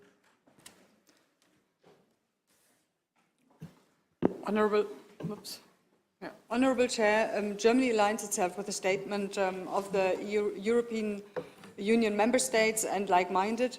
There have been more than 2,000 Russian attacks directly affecting healthcare institutions. In addition, the severe energy crisis caused by Russia's vicious attacks has grave consequences for the healthcare sector and dramatically affects the health, particularly of the very young, the sick and the elderly. International humanitarian law is clear. Attacks must not be directed against civilian objects. We commend the WHO's work in Ukraine and will continue to support its efforts. Germany has contributed over 1.2 billion euro to the Ukrainian energy sector and 1.5 billion euro in humanitarian assistance, which also includes support for healthcare facilities. We call on all partners to increase their support to Ukraine. Germany would like to support Ukraine's request to the WHO to prepare an updated implementation report on Resolution WHA 75.11, as well as a continued assessment of the regional health impacts of Russia's illegal war of aggression against Ukraine. I thank you. I give the floor to the United Kingdom, followed by Canada. Thank you, Chair. The UK condemns Russia's unprovoked, premeditated and barbaric aggression against Ukraine. Nearly 4 years on, Russia's actions continue to exact a devastating and unacceptable toll on civilian lives and on Ukraine's health system. As the Director General's report makes clear, violence intensified again over the past year, with civilian casualties rising sharply and millions of Ukrainians continuing to depend on humanitarian assistance for survival. We are deeply concerned by the scale and persistence of health needs outlined in the report. Over 12.7 million people now require humanitarian assistance, including millions who are displaced within Ukraine or forced to flee across borders. Russia must comply with its obligations under international humanitarian law and the UN Charter. Attacks on civilians, healthcare workers and health facilities are unacceptable and must stop. The UK remains a strong supporter of WHO's work and will continue to stand with Ukraine alongside international partners for as long as it takes. We would like to support the request for the Secretariat to prepare an updated implementation report on Resolution WHA 75.11 for the upcoming WHA 79, as well as a Member State briefing. Thank you. I pass the floor to Canada, followed by France. Canada thanks the DG for the report. We are deeply concerned about the intensification of violence in 2025 and into 2026, including increased strikes on energy systems, drastically impacting healthcare, affecting the continuity of health services and the health of Ukrainians. Canada remains committed to supporting a just and lasting peace for Ukraine, one that upholds Ukraine's sovereignty and ensures the long-term security, health, and well-being of Ukrainians. The recovery of the health system is essential to this. We commend WHO for its continued humanitarian and health emergency support in challenging circumstances. Finally, noting the report includes data up to 2025, Canada asks the Secretariat to make updates for the 79th WHA and to host a member state briefing before WHA. The update should also continue to assess the broader, including regional, health impacts of the Russian Federation's aggression against Ukraine. Thank you. Thank you. I give the floor to France, followed by Ireland. Monsieur le Président. Chair. France aligns itself with the statement delivered by Bulgaria. The situation described in the report is clear. We are talking about 12 million people who need assistance, shortages of medicine, of access to health care. Epidemics are on the rise. On the one hand, we have Ukraine, the victim of Russian aggression, and it constantly shows that it wants to put an end to this war. We reiterate our deep solidarity with the people of Ukraine. On the other hand, we have Russia. Once again, Russia has decided to escalate the violence, and Russia alone is responsible for that. Russia must listen to the appeal from the overwhelming majority of the international community and finally accept a complete and unconditional ceasefire. This is vital in order to re-establish the health system in Ukraine. We are invited to take note of this report and then to call upon the Secretariat to submit an updated report at the next WHA. We support that and we affirm our wholehearted support for WHO and its teams in the field. Thank you. Thank you very much. I now turn to Ireland, followed by China. Chair, Ireland aligns with the statement delivered by Bulgaria. Later this month, we will mark a dark anniversary, 4 years since Russia's illegal and unprovoked full-scale invasion of Ukraine. Ireland remains unequivocal in our support and solidarity with Ukraine. We are deeply concerned by the attacks on healthcare facilities and the health workers, which directly impact on people's ability to access essential services. In particular, we note how the vulnerabilities of women and girls are being exasperated as humanitarian needs continue to rise. We applaud the efforts of WHO in maintaining and strengthening the health system in Ukraine under extremely challenging circumstances.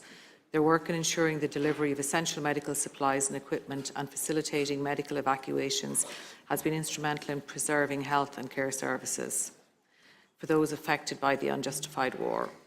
We reaffirm our respect and admiration for the people of Ukraine after almost 4 years of brutal Russian aggression. Thank you.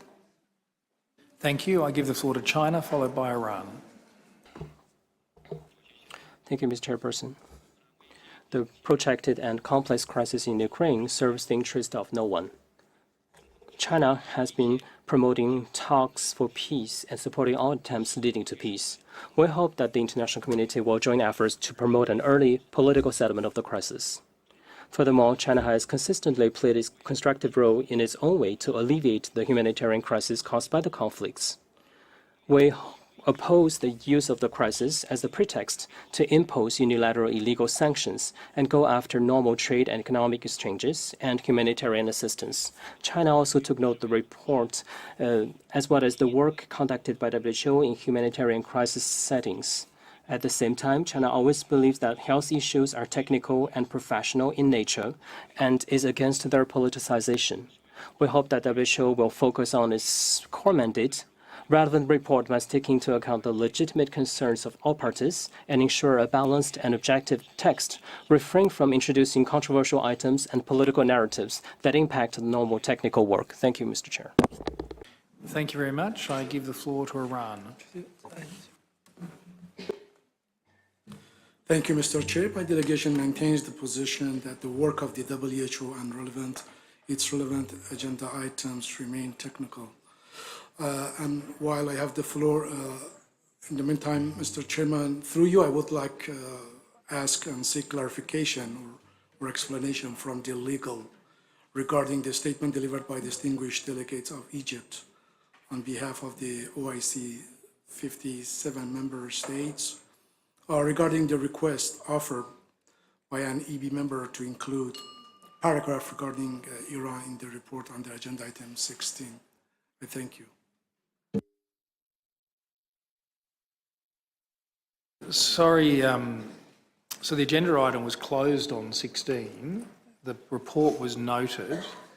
There was no agreement in the decision to incorporate a paragraph. There would have to be an explicit decision. Generally, reports are reports as they are. They're noted. You have to have a decision to do something different. So I think there might be a little bit of confusion, but the report is unedited at the point it was noted. It was the report that was distributed. There was no decision that modified that. So I hope that gives people a degree of confidence on that one, on the item 16. So with that, I will actually... I can ask the legal counsel to comment, but he's been nodding pretty vigorously on the way through. But that is the substance of noting the report before us without a resolution to incorporate a paragraph.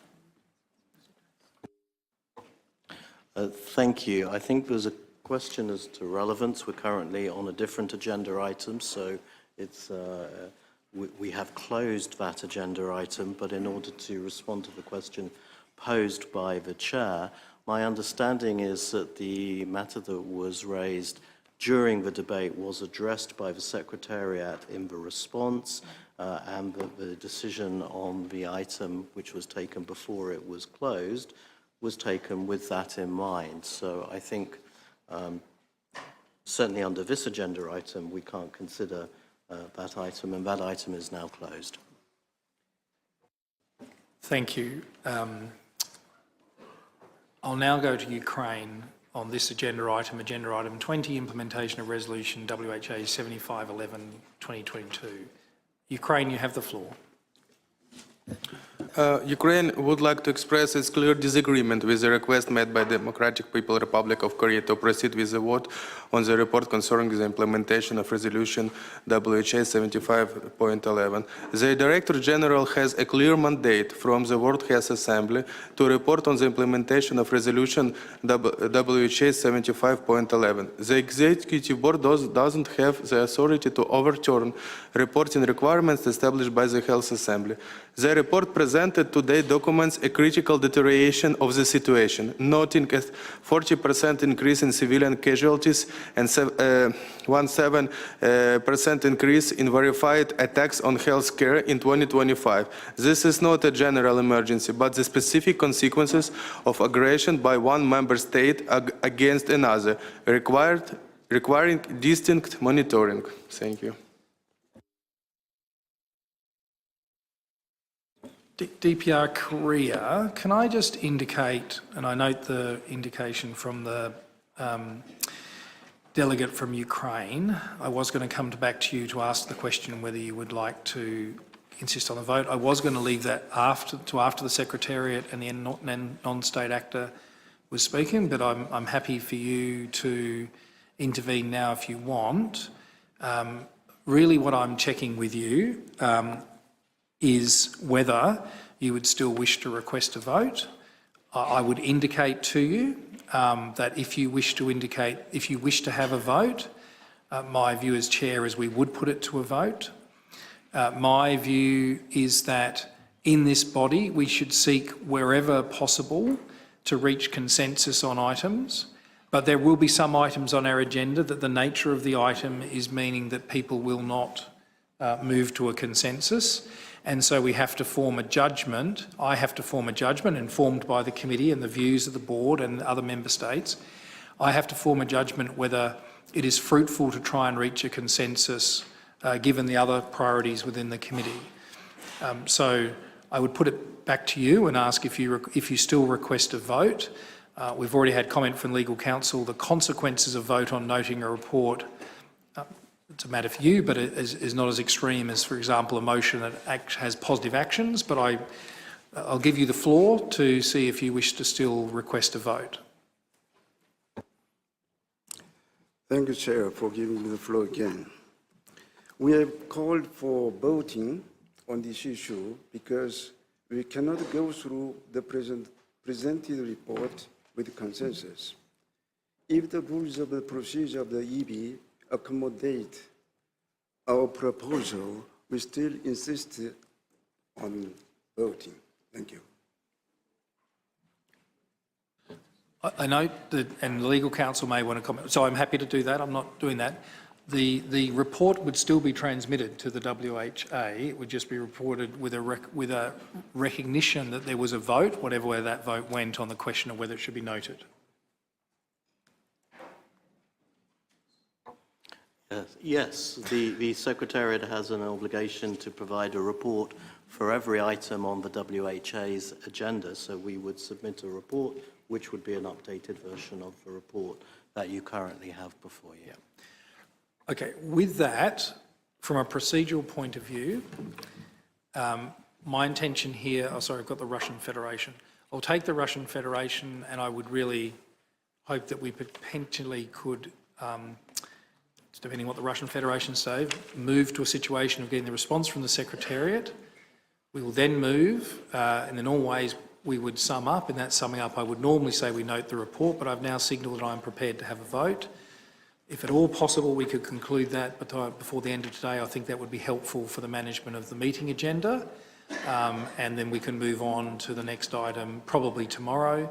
We're almost in the grace period, but I think it is feasible to finish by 5:45. Now, I can't limit the capacity of people, or I won't limit the capacity of people to talk on this item, but I would urge that this is the course of action I have in mind, and bear in mind the other very important issues on the agenda it would be good to get to at some stage. So I now give the floor to the Russian Federation. Thank you, Chair. A few hours ago in Abu Dhabi, once again, we saw trilateral negotiations that began. They involved Russia, the US, and Ukraine. These negotiations will continue tomorrow. I would like to thank the UAE. I thank them for the enormous contribution that they have made, the humanitarian exchange and the search for long-lasting peace. Efforts by the EP once again to repeat these accusations and thereby to create a very negative backdrop to those negotiations clearly demonstrates that there is a wish on the part of some to drag out this war. And this is something that is not appropriate, and it undermines the reputation of this organisation. Thank you. Thank you very much. With that, I see no other delegations are seeking the floor. We have one last speaker that we have to go to. There is a non-state actor who has requested the floor. So I will go to Médecins Sans Frontières International. Medicine, you have the floor.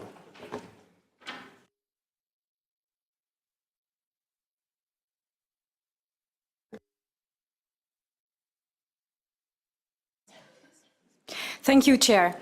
In Ukraine, MSF delivers life-saving care near the front lines through emergency support to hospitals, mobile clinics, ambulances, early rehabilitation and mental health.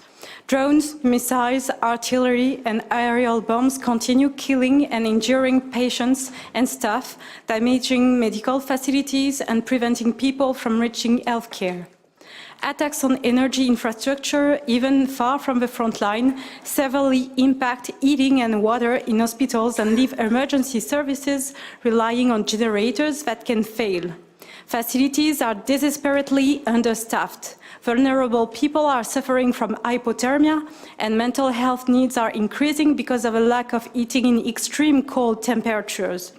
MSF calls again for respect of the sick and wounded, of medical structures and of medical personnel, with special attention to near frontlines areas. Thank you. I will now, thank you very much. I will now give the floor to the Secretariat, Dr. Chikwe Ihekwezo, Executive Director of Health Emergencies, Preparedness and Response. Thank you, Chair. Thank you, distinguished delegates, for all your comments and suggestions. We've taken note of all of them. We'll be providing a member state briefing as requested on the health situation in the Ukraine, as requested before the World Health Assembly 79. Thank you.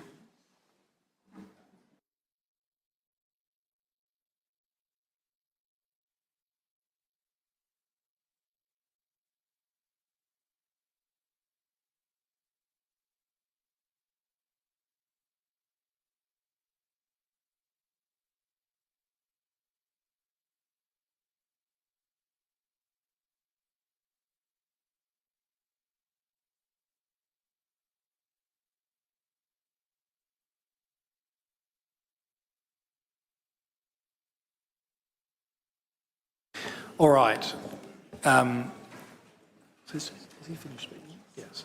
Okay, now we're at a point we can take a vote. So what I propose is what normally would have been the case is I would said that the board is taking note of the report. That would have been what normally would have been approved in the record. And so what we would be requesting is that you're voting yes or no to that. If you're voting yes, you are saying the board notes the report. If you're voting no, you're essentially saying the board does not note the thing. It's a very simple thing. I'm also advised, just to be clear from the Secretariat, that we have time to do that with interpretation if we keep it to that simplicity, which I believe delivers on the requirement of the DPRK. I would really encourage people not to start raising complex procedural motions, because that would make it very difficult. But if we have the simple question, which is the board takes note of the report, it's either yes or no to that, I'll then pass to the... will I read this out? Yes. Okay. So, thank you. We are proceeding to a vote on the question of whether to note the report contained in EB 158-24. Under Rule 51 of the Rules of Procedure of the Executive Board, the Executive Board normally votes by show of hands unless a delegate requests a recorded vote, also known as a roll call when conducted manually. In a show of hands vote, whether conducted manually or electronically, no record is kept of which members have voted in favour or against the proposal. By contrast, in a recorded vote, the vote of each member is recorded.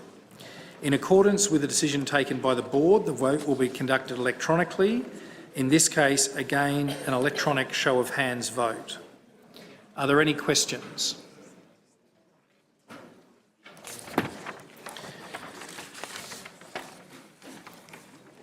Given there are no questions, we'll proceed in that direction. Just from the Secretariat, we're using electronic voting, so manually, is it simply to push the button? If you give me the floor, I can explain. I will give the floor to Mr. Walton. Thank you, Mr. Chair. So we will be voting on the question of whether to note the report contained in EB 158/24. The vote will be conducted by way of an electronic show of hands. Before voting begins, delegations will be invited to identify who will vote. And as soon as the voting is open, please press the green button if you wish to vote yes, the red button if you wish to vote no, and the blue button if you wish to abstain. Once the Chair declares the vote open, you'll have 1 minute to cast your vote. A timer will be shown on the large screen, and once 1 minute has expired, the Chair will close the voting. Please note that you can change your vote if you wish during the 1 minute window. You can do this by pressing again the new button of your choice. Once a minute has expired and the vote is closed, it will no longer be possible to change your vote. If you do not cast a vote, you will be recorded as absent. After the voting time has expired, the Chair will declare the vote closed. Delegations who wish to make brief statements consisting of an explanation of vote will be given an opportunity to do so after the result has been announced. And I should also like to recall that once the beginning of voting has been announced, no one may interrupt the proceedings except on a point of order connected with the actual conduct of the vote. Thank you. Thank you. I see Australia is taking the call. I wonder if that's asking the same question I have, which I don't have a red or a green button in front of me. Is that the... When the vote is opened, you will see that the buttons will come up with colours. At the moment, it's plus, 0 and minus buttons, but you see there's a little unlit light on each of those. They will shine in the correct colours when the vote is open, but not sooner. So, Australia, do you still want to take the floor? Thank you, Chair, and thank you very much, because I think we were all very confused. And in my panic about the colour of the buttons, can you please confirm green to vote yes to note the report, red to vote no? Yes. Yeah, so green is yes, red is no, blue is abstain. Thank you. Okay. Thank you.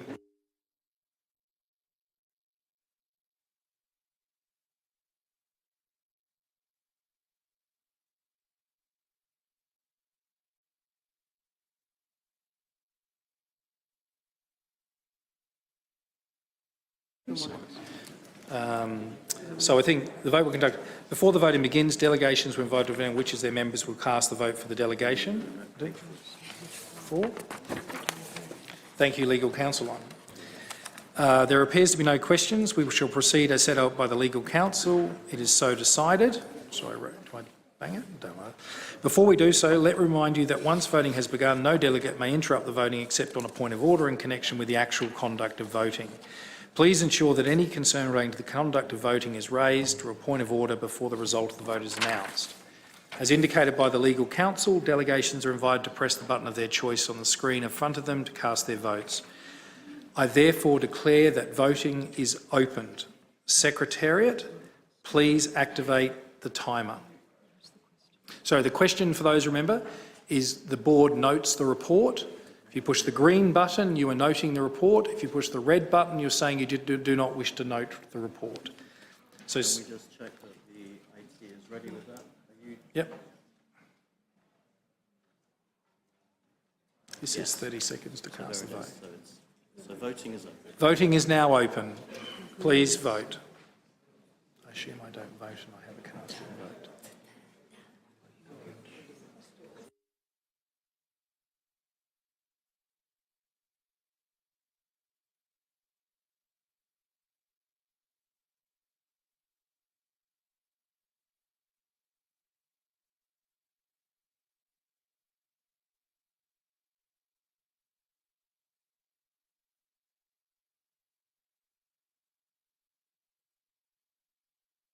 You have 20 seconds left.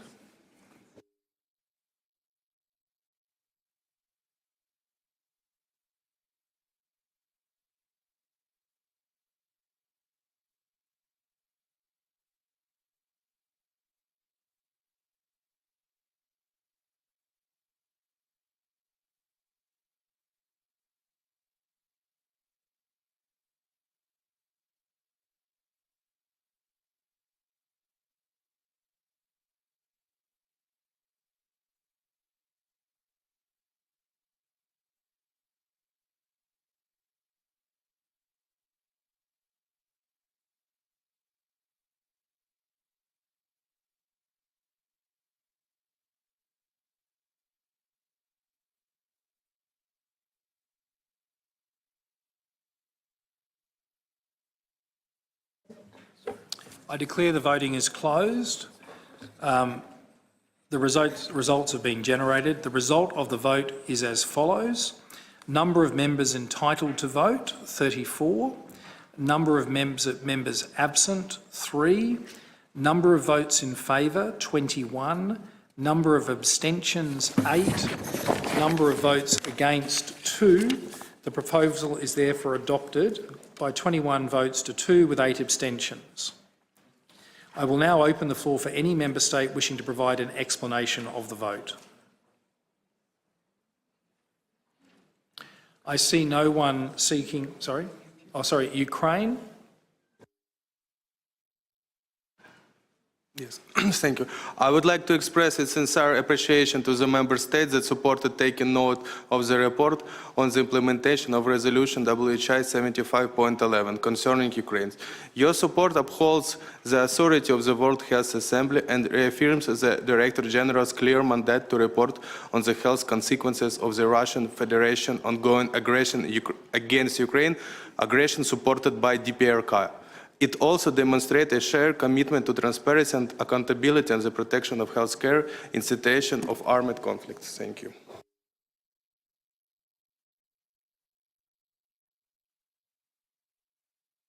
No one else taking the floor. I should have also concluded after reading that vote to say the report is therefore noted.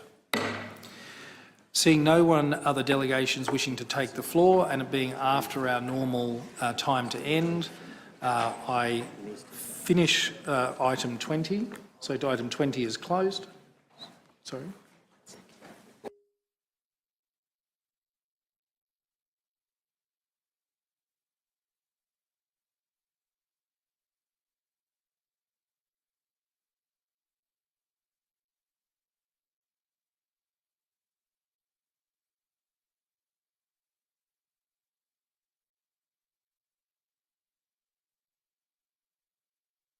One final thing which is not related to the vote. So the report has been noted. We just got to put in the record that the Secretariat has agreed to do an informal briefing in advance of the WHA on this topic as requested by a number of delegations. That's not a motion of this board, that's actually recording into the record. So on that note, I close EB 158 item 20, that is now closed, and I suspend the session today, and we will recommence at 10 a.m. tomorrow morning on item 21 on the agenda. Thank you, everyone.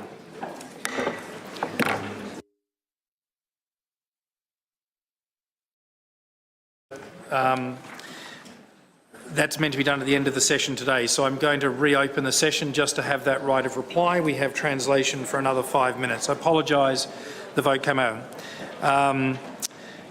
So I don't think I need to read this. I think I just give them the right of reply. So I'll just read this quickly and then China can get back to their seat. As we have come to the end of the session for today, I'd like to now give the floor to those delegations that requested to exercise their right of reply earlier in the day. I would like to make such a request now. I would like to kindly recall my earlier request in delivering a right of reply, delegations be as brief as possible, taking into account that as a meeting, interventions themselves are limited to 2 minutes. If delegations could kindly interpret the word brief relative to the time allocated for interventions themselves, it would be very greatly appreciated. And finally, if there are subsequent requests for delegations for additional spoken rights of reply concerning the same matter as previous replies, may I kindly request delegations to limit such spoken statements to 30 seconds or less. Again, I hope delegations will understand that these requests are made in our common interest in the good order of proceedings. I shall now give the floor to China.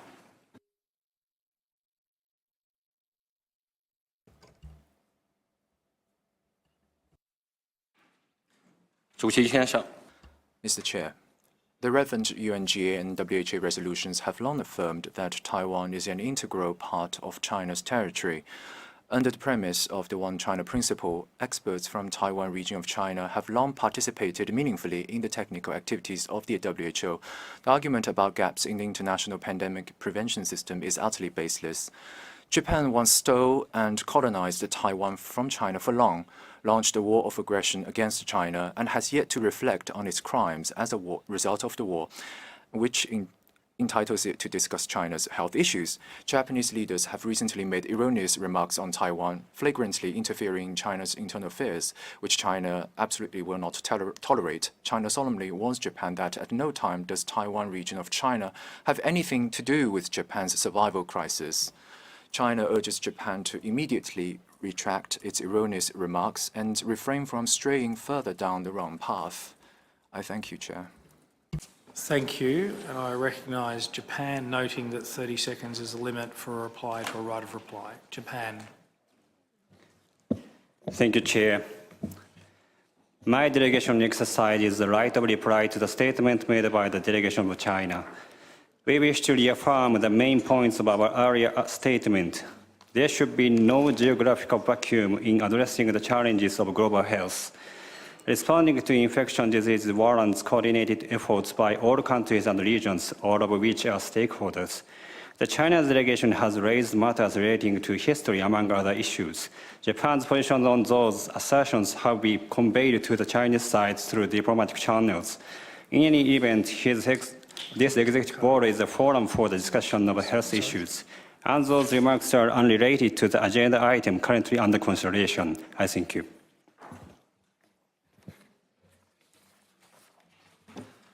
I will recognise China. I note we have 2 minutes before translation ends. China. Mr. Chair, over the past year, under the precondition of the One China principle, there have been no difficulties whatsoever in exchanges between the Taiwan region of China and the WHO. China once again demands that Japan immediately retract its remarks and cease interfering in China's internal affairs. China urges Japan to engage in self-reflection and halt prejudice and discrimination against indigenous peoples such as the Okinawan people and tangibly improve the health and well-being of these peoples. I thank you, Chair. I recognise Japan. Thank you, Chair. Regrettably, my delegation finds it necessary to exercise the second right to reply to the statement made by China.